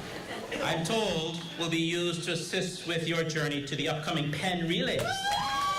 Unveiled at the entrance of the school's campus on Prince Charles Drive. I'm always blown away by the support I get from SAC. Their continued support means the world to me, and it's always great to go do what I do and then come back and be able to celebrate with the people who helped me get there. Great day of celebration on the campus of SAC. Continue the good work, Devin. For ZNS Total Sports, I'm Charles Fisher. And that's been Look at Your Sports on this Tuesday. A check on weather when we return.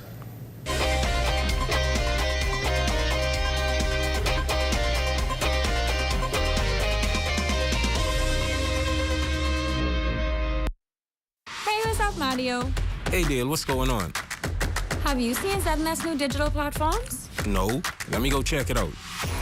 Good day, Bahamas. I'm Devontae Hanna, and this is ZNS Digital, where we cater to your news and entertainment needs. Are you a foodie? I thought so. Then look out for Digital Bites. Shining a light on Bahamians and the good that they do, ZNS Digital is home to the Sunshine Room. Keeping up with the latest trends, our original content will keep you entertained. Yeah, that's cool. But have you seen the new website? No, I didn't see it. Let me go look. We're still your most trusted source for news and information. That's ZNS Digital? Yeah, that's ZNS Digital, the people station in your pocket.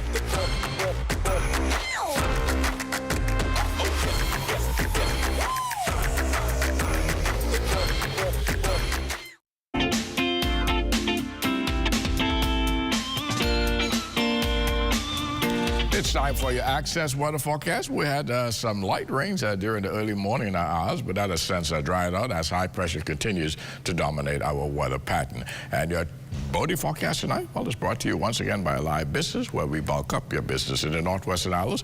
The wind southeast to south, 10 to 15 knots. The wave heights 2 to 4 feet at high tide. That will take place at 11:20 tonight. And for the central and southeastern islands, you will have a southeast component at 15 to 20 knots.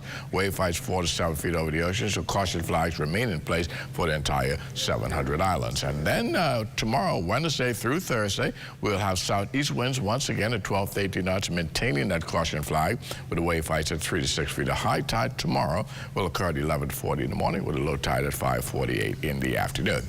And for the central and southeastern islands, Wednesday and Thursday, southeasterly winds stronger still, 15 to 25 knots. Some rough sea conditions on Wednesday and Thursday. So we have an advisory in place for you small boaters, as those wave heights are going to be 5 to 8 feet over the ocean.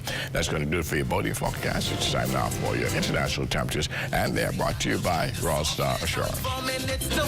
He say, come, let's let me hug this. Then smell a sweet perfume. She say, you know that I love this. So if she need a ride, shoulder to cry, 105, an apple pie. So if she need a ride, shoulder to cry, 105. And that's going to do it for your international temperatures, brought to you by Royal Star Assurance. But join me at 11 o'clock for a full weather update. Ladon and Melina.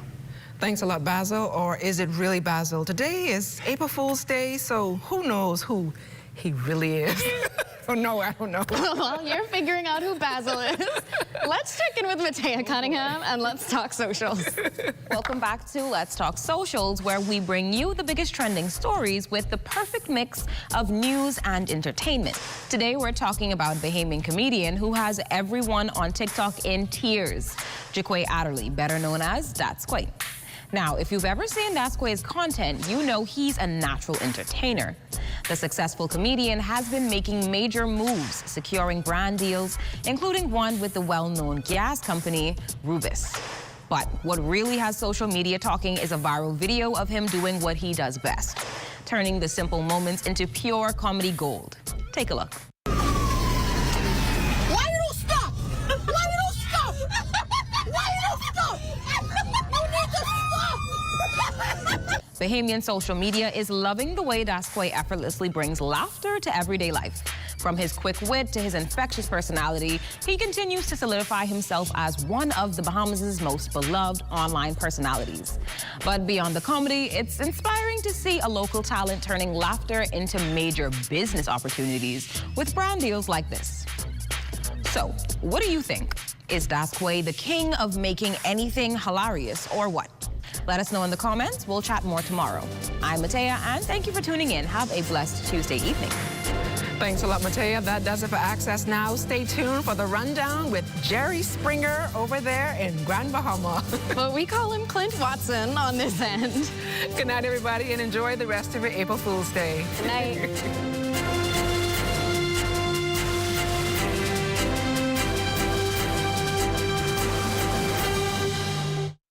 At Harold One, I'm Ted Jervis, and this is ZNS.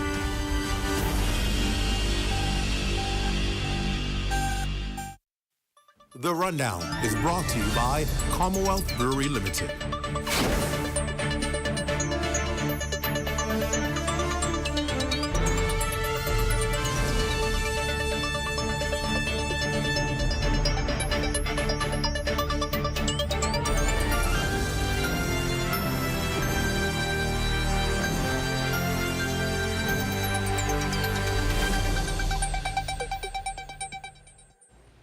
Good evening, everyone, and welcome to The Rundown. We're coming to you tonight from Grand Bahama.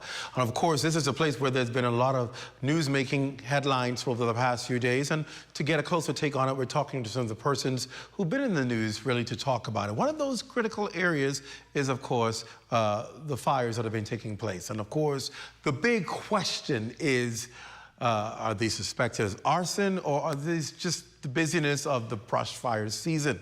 What we do know, though, is that it's caused serious impact on the people here in Grand Bahama, if only because of the smoke creation coming from those fires. It has also stretched resources to the limit here on the island, where there's already been discussion surrounding adequate supply for fire services, and whether or not there needs to be a revisit of the plans here with fire services. Nonetheless, police have worked around the clock to ensure they were not only able to contain, but also extinguish those fires in various areas. It's a good discussion to begin tonight, now that the hard work is done, as to where do we go from here.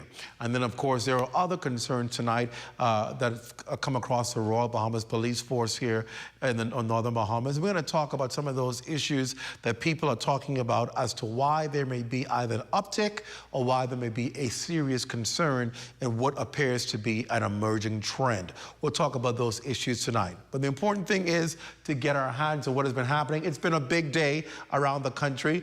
April 1, it is not April Fool's Day. That decrease in VAT is actually reality. And throughout the Bahamas, persons should have been able to see the impact at grocery stores. If you visited, you would have been able to see that you're no longer paying 10% on those items on the shelves. You're paying now 5% because it's day one. And how that goes, we're going to talk to some of the persons in charge and the authorities to find out exactly how things went, what the hiccups were, whether people felt the impact, or whether there has to be further issues that are addressed in that particular initiative being rolled out by government. But I want to begin tonight with my guest, who of course is the head of the police force in the Northern Bahamas, and that means Grand Bahama as well, Assistant Commissioner of Police Eduardo Dames. Sir, welcome to the Rundown. Good to have you here tonight. Good evening, Mr. Watson. Good evening, Bahamas. Thank you. I want to begin with obviously the most interactive thing that has taken place with brush fires. But first, I want us to get an update. Ramiko Knowles filed a story giving us an update on where they are with investigations, the environmental concerns. I want to roll that report, and when we come back, we'll get right into talking about the discussion. Here's a report from Ramiko Knowles. Thick plumes of smoke billowing in the air. This has become a familiar sight in parts of Grand Bahama in recent weeks, but now a concerned resident is claiming that some of the fires were no accident. Donald Duncombe, a 33-year veteran of Borco with fire and safety training from the University of Nevada Fire Training School, captured video evidence of a blaze near Xanadu Beach. He believes the fire was deliberately set. One of the things that puzzled me about the fire, it seemed to have started in the underbrush of the casuarina trees.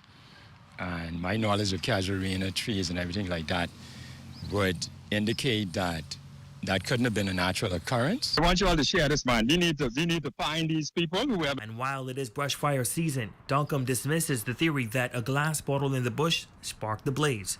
Another resident shared a video online of a blaze erupting in a dry brush area, also claiming it was intentionally set. I believe this is where the fire was started, and then it progressed up there. And then if you come down here a little, there is the palm tree leaf that is stuck in the bushes. All the leaves burn off. His video is the most compelling of it all because you can see that the individual, and you have to say individual because it can't be natural, the individual used the palm branch to start the fire. On the other hand, environmentalist Joe Darville doubts the fires were deliberately set, noting similar blazes in the northern Bahamas and South Florida. He instead points to what he believes is the true cause of the fires on the island. I counted one area, probably less than a quarter of a mile. I counted 170 bottles. These are beer bottles, liquor bottles, etc. People have no regard for Mother Earth, the Earth. They just drink and they just toss this stuff into the pine forest. And of course, with the excessive heat that we've been having and the drought at the same time, these things create spontaneous fires. Firefighters have been battling these brush fires continuously, working to prevent damage to homes and businesses. But now, with these new claims, police have launched an investigation. In a press statement, officials say that an investigation task force comprising of officers from CID and fire services has been launched to investigate the recent fires. The police are now urging the public to stay vigilant and report any suspicious activity. All right, that's our Ramiko Knowles reporting there. Good reporting, Ramiko. Again, Assistant Commissioner of the Northern Bahamas, Eduardo James, joins me in studio. So we would have seen Ramiko's report, ACP. So the quick question I'm going to have, is it arson or is it brush fire season? It is brush fire season, but to explain to members of the public, fires are basically caused and we determine in particularly three ways. It's either accidental, it's either by nature, or it's intentional. And as we said, the current status is that as a part of the firefighting apparatus, investigators will always go out to determine the cause of any fire that is reported to the police. Mm-hmm. We are aware of the allegations. We are aware of the social media posts that have been circulating. Mm-hmm. And as a result, we have fortified the fire investigators with officers from the Criminal Investigation Department and other officers with expertise to form the task force. And Mr. Watson, I want the members of the public, the Bahamas, to know that the Royal Bahamas Police Force, we are driven by facts and not fiction. Where the facts lead, we will follow. And I assure you that the facts will determine our course of action.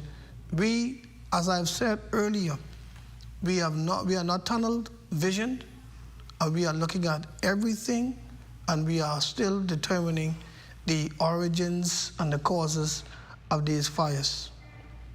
Does that mean that it's inconclusive at this time?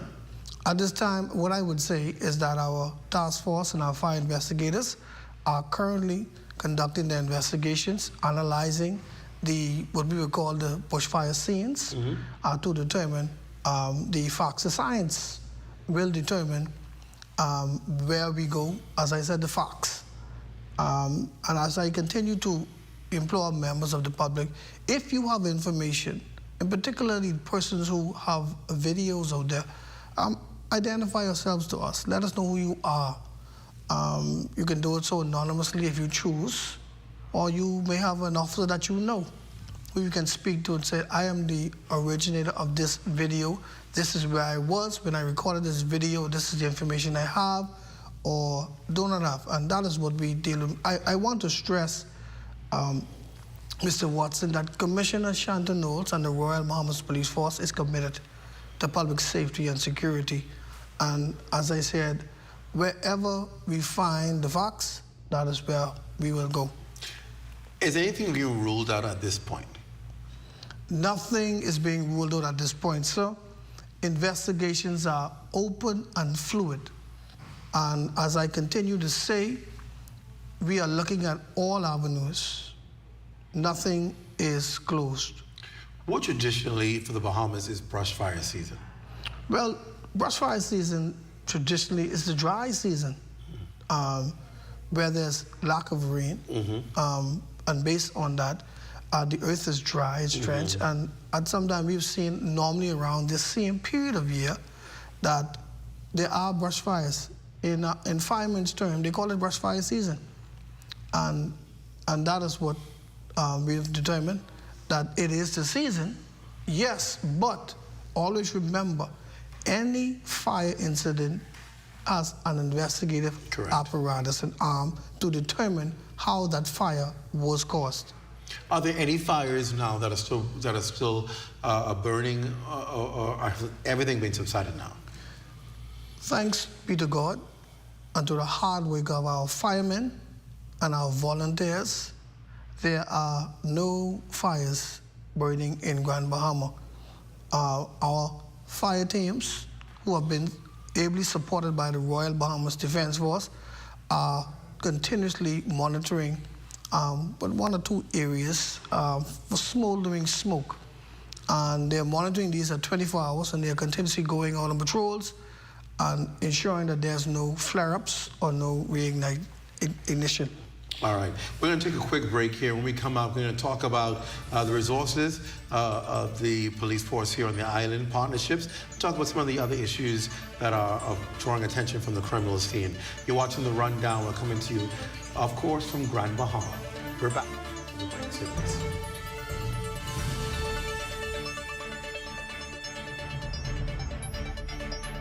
After 30 years of banking, I've decided to take a leap of faith. I moved from banking into an untapped industry, which is manufacturing in the Bahamas. And now we are standing on 3 acres of land on which we're going to be putting the Bahamas' first end-to-end plastic recycling company, Eden Recycling and Manufacturing Company Limited. Eden has 2 arms, recycling and manufacturing. This is groundbreaking for us. It's never been done before. It really makes a difference, not only in the Bahamas, but even around the world. This is not just a project that we're doing so that we can make a couple of dollars. We want to make sure that it benefits those who come after us. In future generations, we hope that this is a small vision, that they will take it and they'll expand on it. We can have the formula for what it means to do end-to-end recycling in the Bahamas, in the region, and even if we have to export these ideas and thoughts and concepts even into the U.S. Hello everyone, this is Tony Williams back with a special promotion from Bahamasair.com and GoGo Florida. The $100 deposit is back, but it's only on your debit card. So whether you're renting that sedan, SUV, or spacious minivan for group or family trips, keep your cash in your pocket. Only Dollar Thrifty is making it convenient for you. Your $100 deposit held on your debit card. Available at Miami, Fort Lauderdale, Palm Beach, and Orlando. Book now and save big all summer long.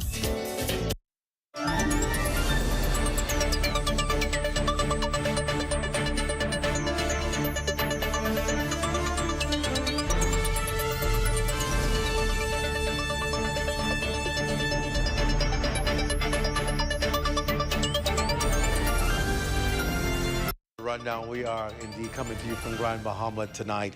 We're talking in the first segment with ACP Northern Bahamas, Eduardo Dames, about these bushfires, brush fires, and investigations. This has also brought to light, sir, concerns which have been around before, and that is the resources of the fire services, which of course comes under your remit at the police force, whether there's adequate for services on the island. What say you? First of all, how many fire trucks do we have, and what is the update regarding services on the island? Mr. Watson, in my estimation, we have adequate resources to handle bushfires or any number of fires on Grand Bahama. Your first question, we have 2 working fire trucks. 2 fire trucks are down 2 of them are down. 2 of them are down. Nevertheless, Commissioner Shanton Knowles has authorized and purchased the necessary parts that are currently being manufactured, and we are awaiting delivery of those parts. Once we receive those parts, the other 2 fire trucks will be in operation. So this process has gone in motion since the commissioner has taken office? Yes, sir. So there has been significant movement, obviously, because how long were these trucks down for?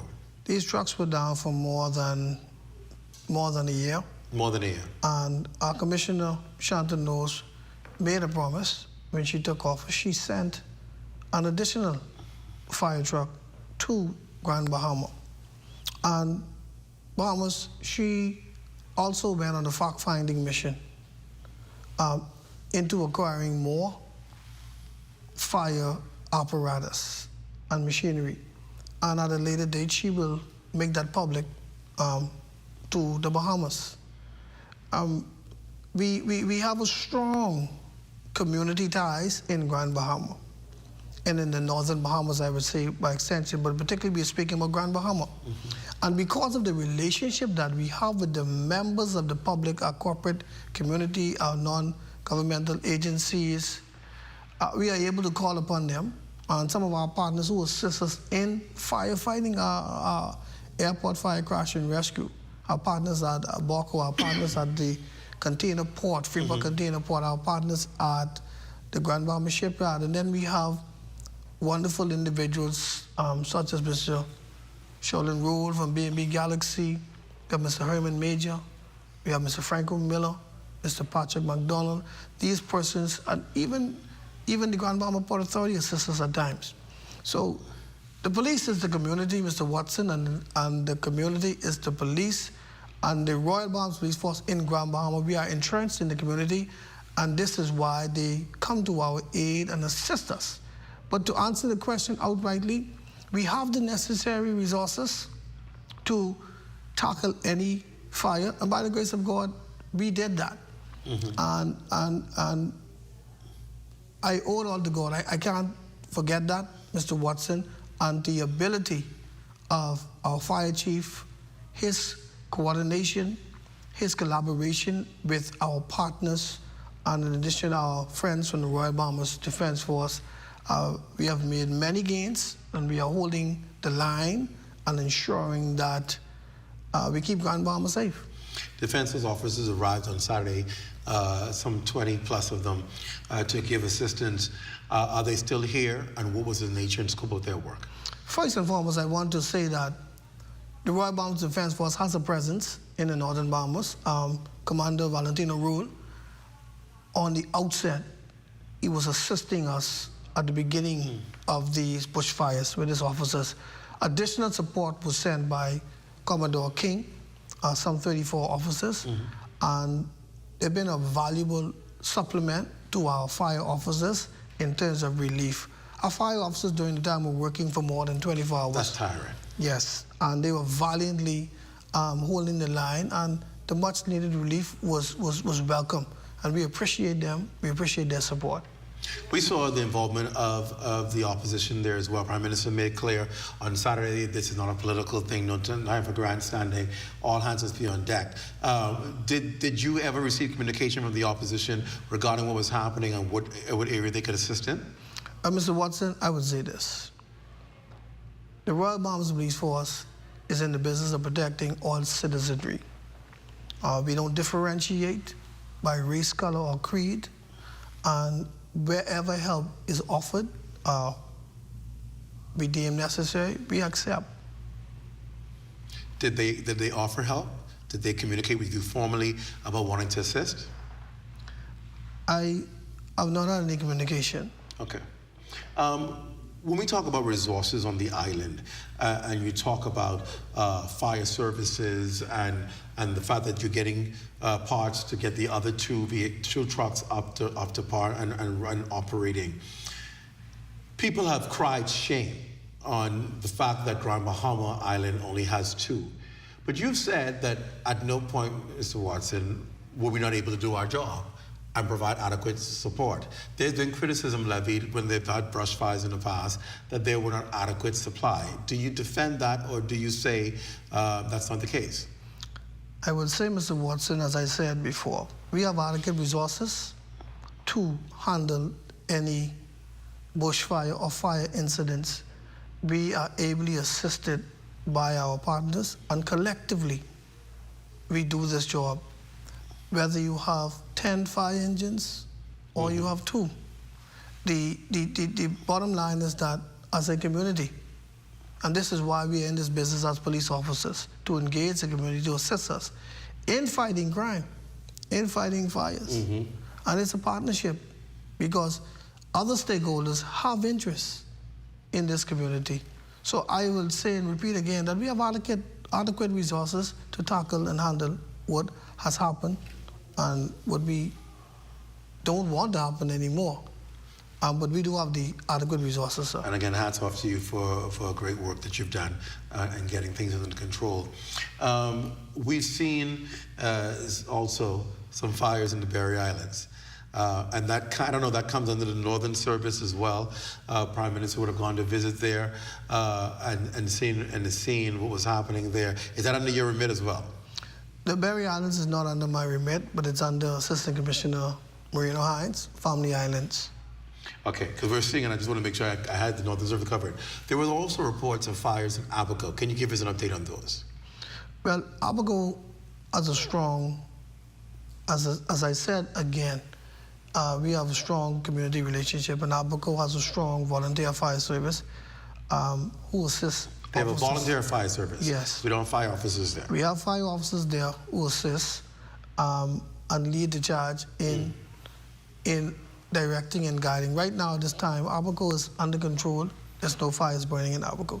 All right. I want to turn now to some other issues and crime and get your take on what has been happening. We've seen an uptick in suicides and attempted suicides in Abaco and Bimini. Any insight or intel as to what is happening, why we're seeing this? And I must say, we've seen it in New Providence as well. There's been an uptick in it. Any intelligence, early intelligence as to what may be happening? Well, first and foremost, Mr. Watson, to my recollection, there's been no incidents of suicide in Bimini. In Bimini, I was just about to say, when I saw Bimini here, yes. I was kind of concerned if I missed something. Yes. I'm just aware of Abaco, yeah. But we are always concerned about deaths, especially unnatural deaths. And it's very concerning to us that an individual, what I would like to say is that death is final. And where you find that there are issues that you cannot handle, reach out. The other aspect is that family members and friends pay more attention to your loved ones. And where you see some signs of depression, or you see sometimes of some grief or stress, persons in debt, persons may be using drugs or quality of life issues, and feel that there's no other way out, reach out to someone who can, a professional, a pastor, a psychiatrist, even the police officers, or a medical practitioner who can offer some help. But we are always concerned about these types of incidents. I remember recently on my show, we spoke to medical practitioners in the area, and we asked the question. I was surprised at the response. The question was, is attempts of suicide a crime? And they said, yes. I need you to explain that, because people are surprised that if you make an attempt to take your life, that's a criminal offense. The penal code lists suicide as an offense. It is the law, and any attempt to commit suicide is a law, is against the law. It is an offense. So does that mean somebody who attempts suicide can be charged for it? Yes, they can. Has that happened in the past? Of recent, we have not charged anyone with attempted suicide. I am of the belief that the life is more important, and collectively, we try to, with our partners, to help individuals. I want to turn to another concern that we've seen in the news, and that is an increase in sexual assaults with minors. particularly in the northern Bahamas. Can you talk to us about that? What's been happening? Well, Mr. Watson, what I can say to you, based on our preliminary figures, those type of matters have actually decreased. But any unlawful sexual intercourse is of a concern just because it involves young persons. And what I would say is that parents, guardians, you have to pay more attention to your young adults, young girls, young boys. Pay attention to them, pay attention to their social media activity. I encourage any young person who is inappropriately touched, inappropriately spoken to speak out. Speak to your guidance counselor, speak to your teacher, speak to your parents. And in some incidents, we've had parents who've been the violator. And so speak to an adult that you can trust. But we are always concerned about these type of incidents, and where we find it, we will investigate it fully, and we will enforce the full brunt of the law. The family of Eleuthera Middle is still looking for closure and answers. For those who may not know, his body was found burnt beyond recognition. They're still waiting on an autopsy some 7 months later, and said they have no closure. What can you tell us about this case? Mr. Watson, what I can say about the Eleuthera Middle matter is that it is classified as a missing person report. And we are actively looking for this individual. If anyone has any information that may tell us his whereabouts, we would be glad to know that. There is still no identification on the body found burnt beyond recognition? There's no identification on that. Why is the autopsy taking so long? Well, sir, we are awaiting the results of the DNA testing. And that is that being tested overseas? That has to be outsourced, yes, sir. So it's just a matter of waiting for the response to that? Yes. And then finally, I found this one quite interesting when we spoke to Grand Bahamians. They've made mention about what they call, quote, excessive roadblocks on Grand Bahama. And I want to conclude with that. Tell us about that. Some people call that great police work. But people are wondering, what are you checking for? There's been an increase in the roadblocks. I'll let you speak to that. Mr. Watson, the public say roadblocks. We call it road checks. Road checks. They are necessary in our crime fighting strategy as a preventative means. And it also helps us to detect crime. The main thing about these road checks is to ensure that road users are complying with the road traffic laws. We want to reduce accidents. We want to reduce traffic fatalities, and that is our preventative means. We also want to detect individuals who may be traversing the streets in uninsured, unlicensed vehicles and committing traffic offenses. And we are not always out there reporting individuals for infractions. On many occasions, our officers are distributing safety tips. They are giving out flyers on road safety, and this is what we do. And based on what we do, we are seeing our preliminary numbers assuring that we are holding the line in terms of I was about to ask that. Are you seeing a difference because of that? Yes, we're seeing a difference. And the mere fact that we are mandated to increase our visibility on the streets, and this is what we do. And yes, it may be frustrating to you, but I assure you that it is working for us. And if you are abiding by the laws, you have nothing to fear. It may be an inconvenience for a little time that you may have to spend in a road check, but we ask that you pay attention to the road laws, road traffic laws, and be courteous to our officers. I agree. And pack yourself an extra pack of patience. That's important, because I'm sure you're going to benefit from it, right? Because when they find that person who ain't got no license or insurance, and they can take them off the road, that benefits you. Because if that person hits you, guess what? They ain't got no license, they ain't got no insurance. You can cry. So they're doing a good job. ACP, thank you for the work that you and your officers are doing and the services that you're doing to our country. Hats off to you, sir. Thank you. Congratulations. Thank you, Mr. Watson. I appreciate it. appreciate you. Thank you. Well, stay with us. Ahead on the rundown here from Grand Bahama, it's VAT reduction day. Did you go shopping? Listen, some of y'all might go and spend money in the grocery store and didn't need to go to the grocery store just to experience your 5% decrease. Now you're going to buy grocery you don't need, and you got to eat all the grocery tonight. We're going to talk about VAT reduction when we come back and find out what's going on and how that's working with consumer protection. You're watching the rundown from Grand Bahama here on the ZNS Network. We're back after this. Stay close.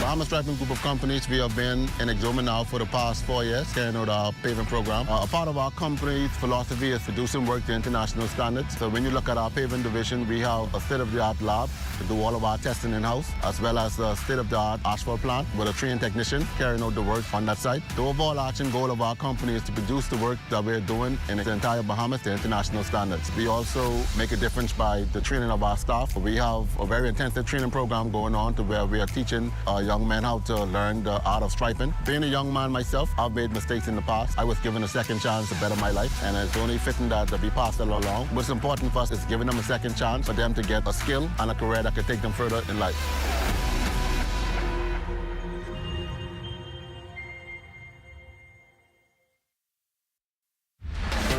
Planning the execution of a newscast is serious business. From the assignment to the concept of the story, everything has to be precise, on point, always. The Bahamas Tonight, the national report, is your trusted news service. We get it right the first time.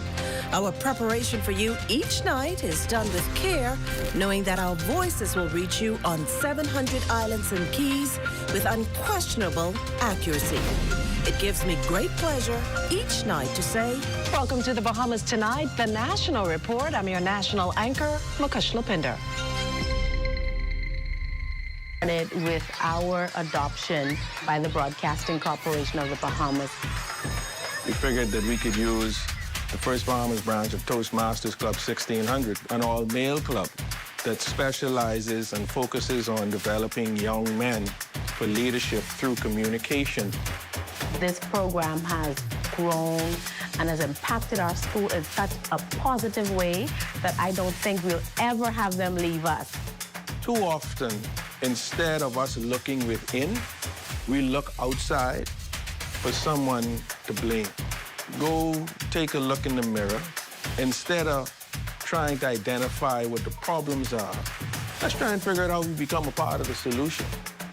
We are teaching these children how to dream beyond their community. Crime-free looks like me. Do your part. Join the movement to a safer Bahamas. We're here at the Nassau Village Community Center project, where over the past 17 months, we've hired over 20 Bahamian subcontractors to bring this beautiful project to fruition.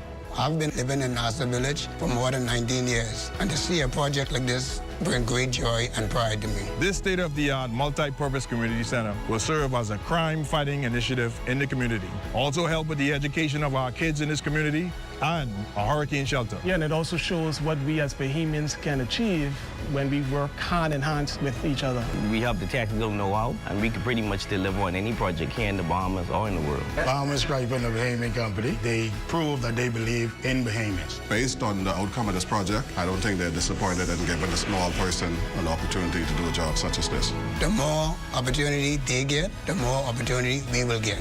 If you look around and see the work done so far, it just shows what we as Bahamians can do.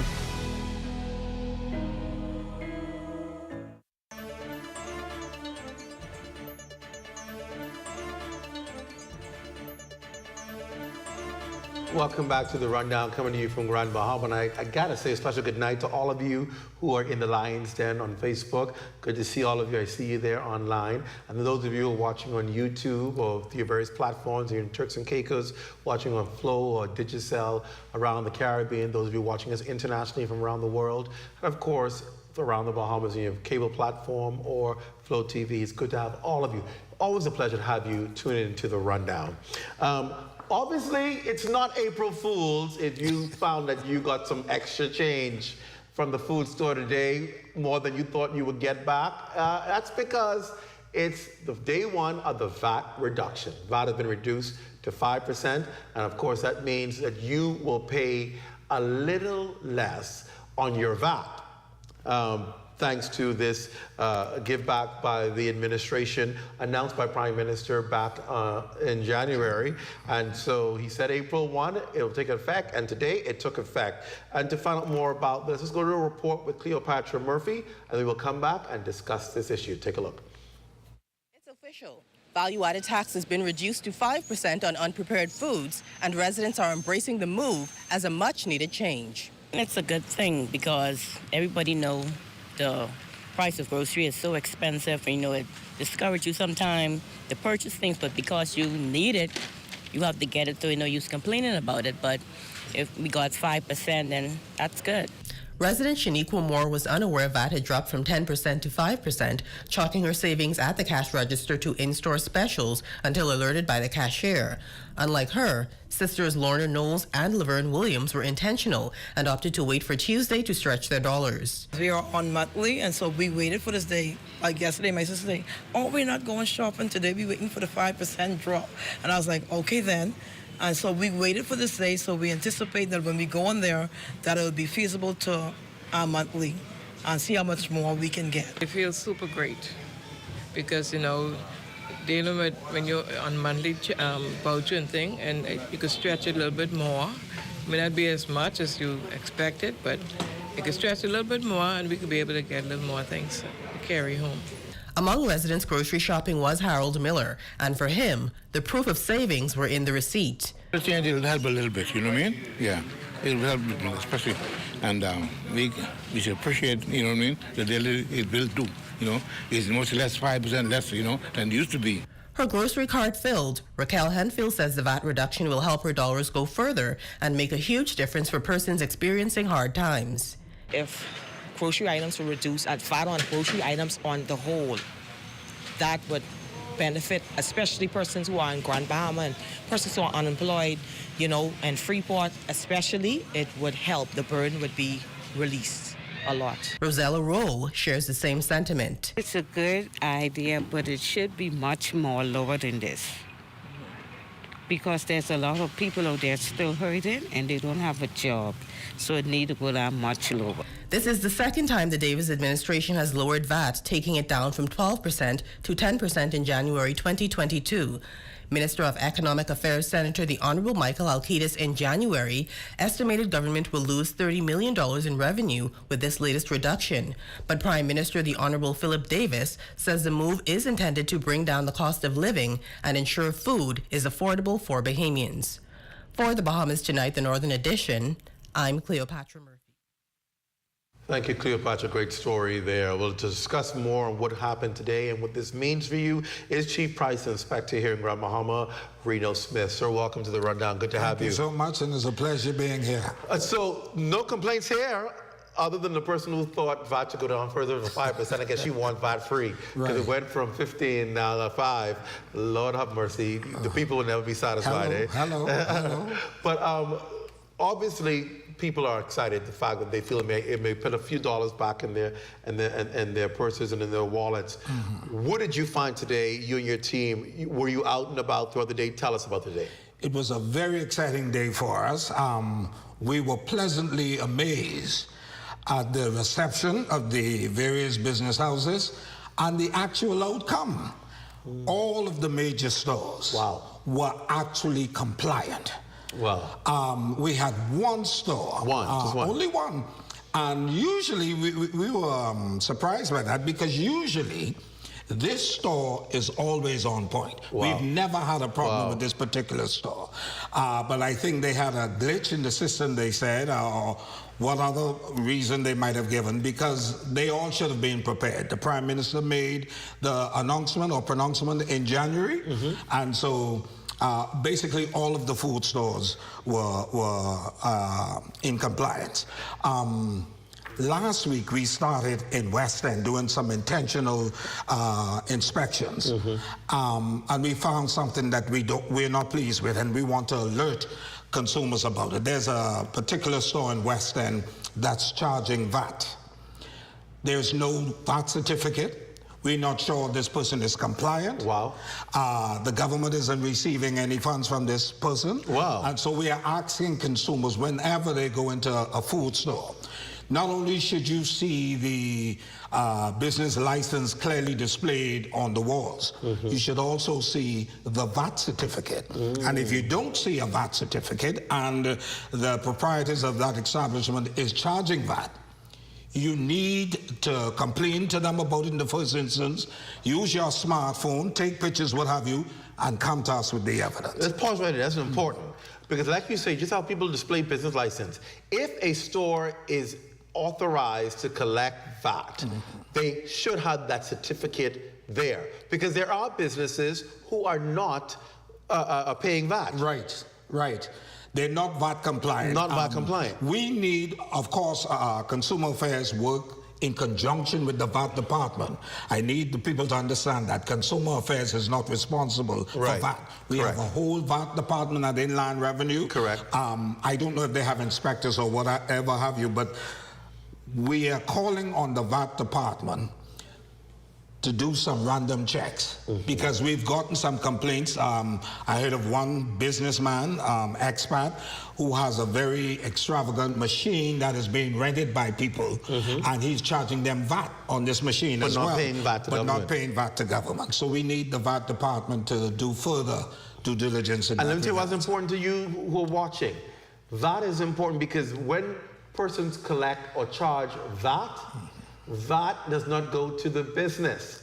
VAT is a government tax that should go to the government. Exactly. So if people are charging you for VAT but are not VAT compliant, guess where that money going?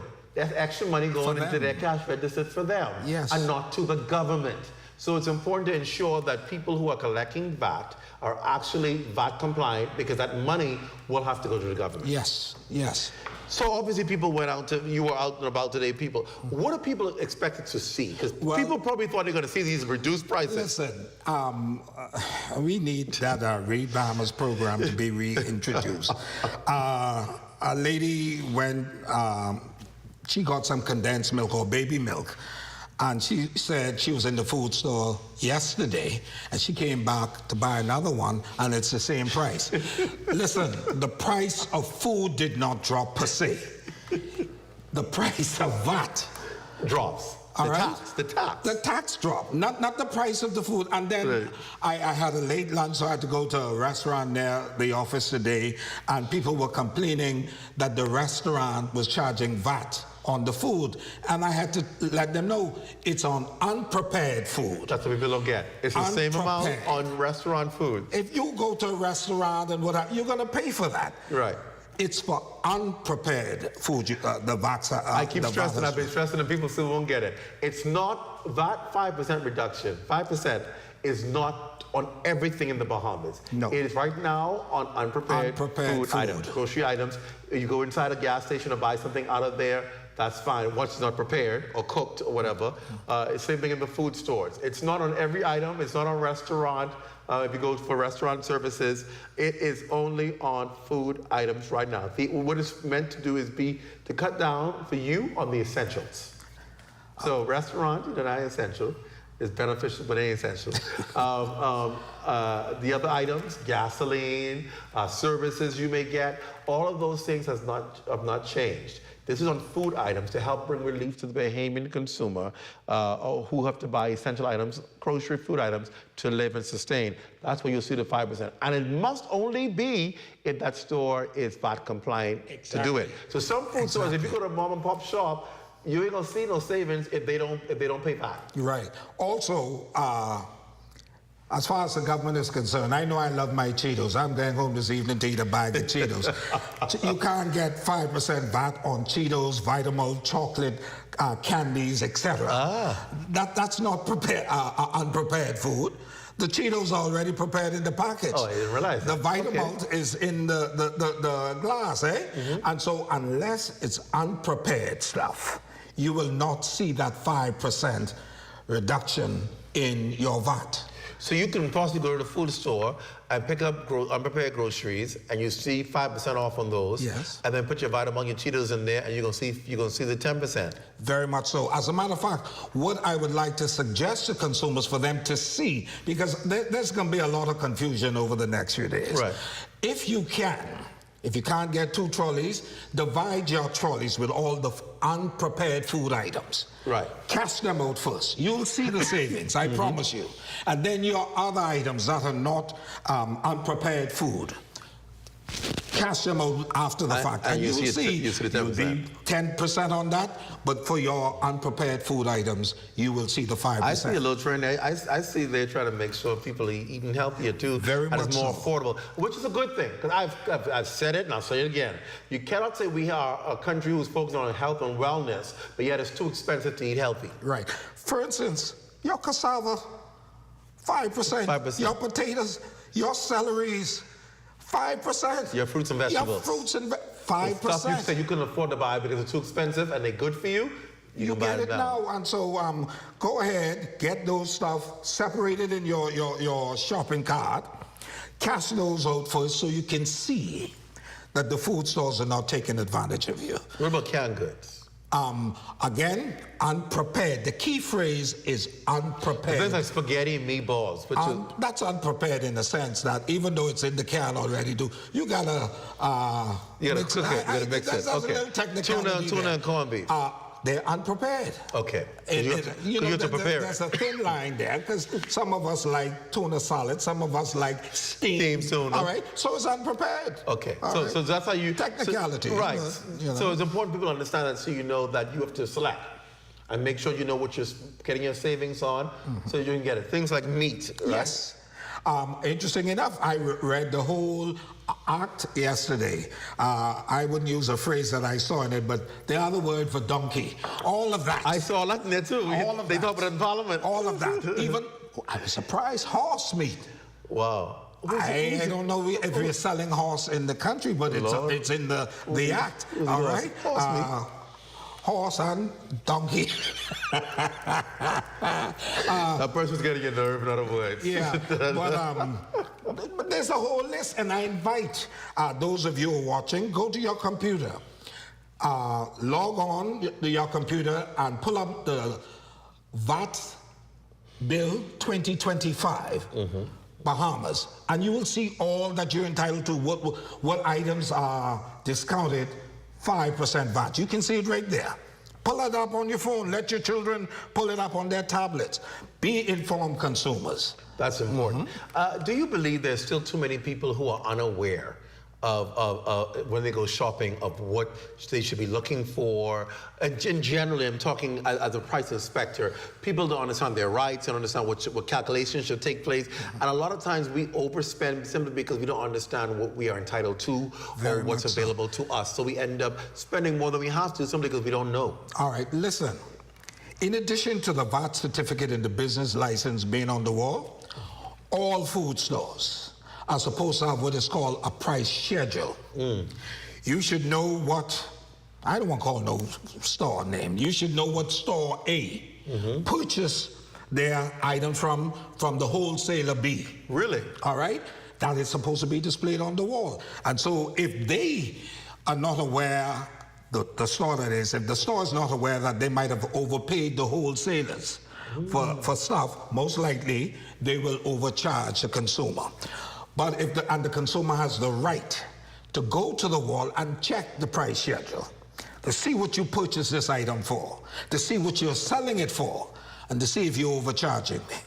That is supposed to happen in every store in this country. All right? People are getting away. Hey. The price schedule, you know, we have people, and we have to help a lot of the smaller stores here on Grand Bahama. They just went into the food business, did not do due diligence. They didn't know that, well, so they claim, that there's a certain markup on prices that they can sell particular items for. They figure, well, I'm a little convenience store, and so I could sell this cream for $3. Right. The convenience is you opening up early and closing late. The convenience isn't for you to take advantage of the people. There is a price control schedule for breadbasket items. And if you don't know that going into business, you're going to lose. You're going to lose. Wow, that is, you know, I always tell people the same thing. People are saying that they try to go use their debit cards, and some stores are telling them, oh, you have to have a minimum purchase, only to find out that is not the law. Listen, just today, we had a gentleman come in the office. As a matter of fact, it was the first case I had to deal with this morning. His wife wanted some items from a particular hardware store here on the island. And he went and he purchased it. The wife did not tell him that she was able to purchase the stuff herself. So when he got home, the wife had already had the items. He went back to exchange the stuff, get his funds back. The particular business establishment just today charged him a 20% restocking fee and gave him, they wanted to give him his refund on a gift card. Well, I called the establishment and they were not aware. I said that law was changed from last year. You cannot give nobody a gift certificate because you're holding them hostage. Correct. You're telling them they have to come back to my establishment to buy something as a result of this gift card. If they used their credit card, you have to re-credit the credit card. If they paid cash, you have to give them the cash back. This gentleman, he left my office, and I told him, you know, I wish we had more consumers like you. He left my office today, so happy. The 20% restocking fee was refunded. Wow. And he got all of his money. See, if you don't know your right as a consumer, you will forever be taken advantage of. I always tell people, listen, you go in any business establishment with the money in your pocket, and they talking foolishness or doing foolishness, just tell them have a good day, because the power is in your wallet. And where's your wallet? In your pocket. Walk out. No sensible business person will allow a customer to walk out of their establishment with all that money they came in the establishment with. Wow. Meet your customers halfway, work with them. And so the lady said, well, sir, as a matter of fact, I promised to get the act. I forgot. Today was a busy day for us, so I'll try and get it for her tomorrow. But she was not aware. This is a multi-million-dollar company on this island and was not aware that the law was changed, that you cannot give nobody a refund on a gift card, etc. Wow. Stay with us. We're going to wrap up and conclude all of this when we come back after the break. Stay close.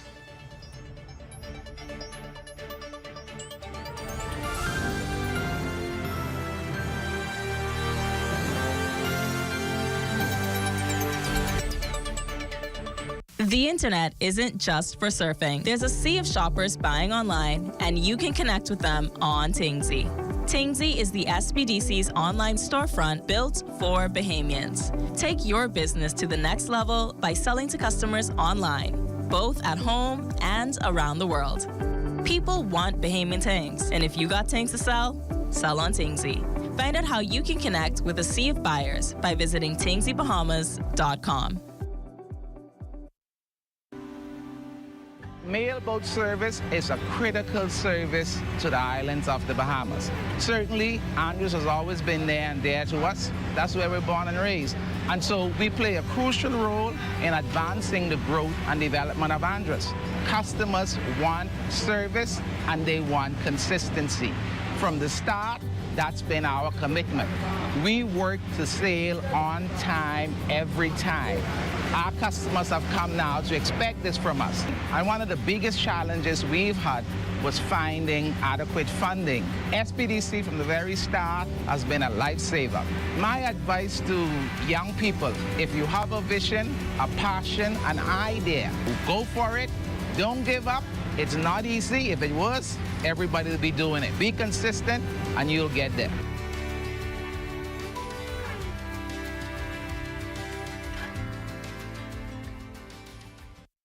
Hi, I'm Brent Burrows, Vice President of Retail and Sales at CBS Bahamas and the CBS Pro Store. Not only do we guarantee the best prices on all your favorite building materials, but we're proud to offer the best delivery program in all of Nassau. Whether you buy one box of screws or a truckload of plywood, Island-wide delivery is just $5. And for our Family Island customers, we're proud to offer complimentary drop-off to the mailboat of your choice. Visit us today at the CBS Pro Store on Robinson Road and check out our website to set up your next delivery. Hey, what's up, Mario? Hey, Dale, what's going on?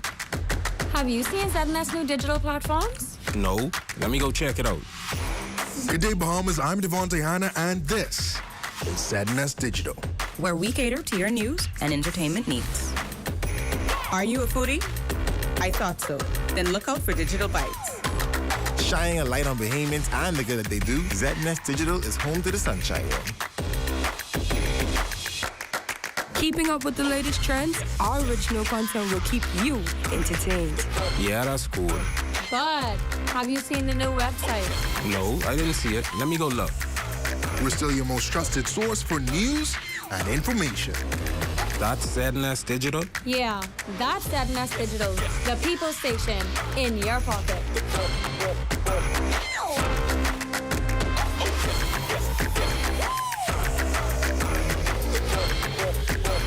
Covering the news seems easy, but we put thought into what we're doing.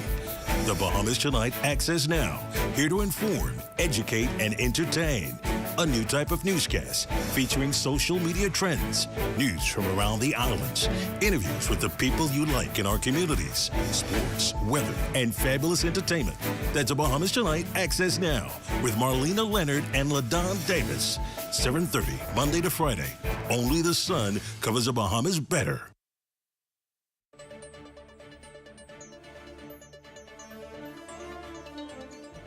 Welcome back. We're wrapping our discussion with Chief Price Inspector Reno Smith, talking about how successful today was. Just about pretty much everybody compliant with the VAT reduction, and of course, showing you where you will see the difference. You don't go in there with $100 and expecting to be able to get $50 change if you normally would spend the full $100. Ain't gonna happen. It's 5% on unprocessed foods. So that's certain items, and of course, that's still a reduction. You know, sometimes people become ungrateful and say, well, I didn't know savings. Well, anything is better than nothing, right? It's better than what you had before. Look at those persons on the story earlier, those persons who living on vouchers. And That's right. They're very grateful, very grateful. That 5% went a long way for them today. Even if it's only an extra can of tuna. Come on, man. We must learn to be grateful and appreciative of the small steps, and then eventually you would be able to appreciate those bigger steps that you would make or that will be made, you know? Let me ask you, because people, as price inspectors, we always think that your role is to ensure that people are not overcharging. Is that such a thing? Is there a margin that every item should have as far as price-wise, and what happens if people are outside of that? Listen, there is a margin on breadbasket items, eh? Only on breadbasket items? As far as the government is concerned, you don't need ice cream. All right, so if I want child, and I watch my briars went up, but I love it, so I'll pay for it. Right. But that's not price control, neither is Vitamalt and coconut water. We love those things. Right. Now, when it comes to the bread basket items, there are margins in place. Now, what would make a particular store look as if they're overcharging? Say an item can be sold for $1. Some business establishments, based on where they get that particular item from, might sell it for 70 cents. Another one might sell it for 99 cents. And so you think the store that's selling it for 99 cents is overpricing. Right. They are within the margin. They are giving it to you 1 penny less. That they are required to. All right, and so it's a matter of competition, and as we all know, Consumer Affairs and the government is working on this competitive program now, where even before you go to the food stores, you would be able to pull it out. That's what I've been hearing. I've been hearing you're going to pull up an app and compare what it costs. Compare what it costs at store A or store B. Not only will it save you time, it'll save you gas. Wow. Because you ain't going to wait on driving up and down unnecessarily. So, when somebody up here got it cheaper. Very much so. So we are trying to educate the consumer. We're trying to make it as easy and feasible as possible for the consumer. Well, that's hats off to you guys. I know you guys had a busy day, but thank you for the work you're doing, Mr. Reno Smith, Chief Price Inspector. Thank you for having us. Always a pleasure. The pleasure is indeed ours to be here to help you educate the community. Thank you. So make sure you go and get your savings. Don't shop unnecessarily now. If you're already been in the grocery store, don't go back. Whenever it's time to go back, the same 5% will be right there waiting on you. Hello. You ain't got to go now. Ain't no period. You ain't got 5 days to get the 5%. It's going to be going forward. So take your time and do that. That does it for us for the rundown here from Grand Bahama. But stay close. Remember the Bahamas Night at 11 with Royston Jones. He's probably back in the studio and now so preparing. Of course, it is the final news of the day. Where you get the full information only on the ZNS network. And make sure you tune in at 11 o'clock. That's it for the rundown from Grand Bahama. I'll be back in Nassau over the show tomorrow night. For all of us here in Grand Bahama, I'm Clint Watson. Thanks so much for joining us. Good night, everyone.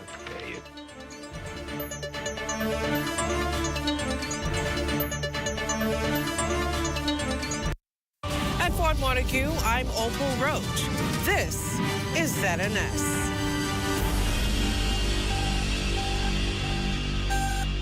Come on, hurry up. We're ready to go.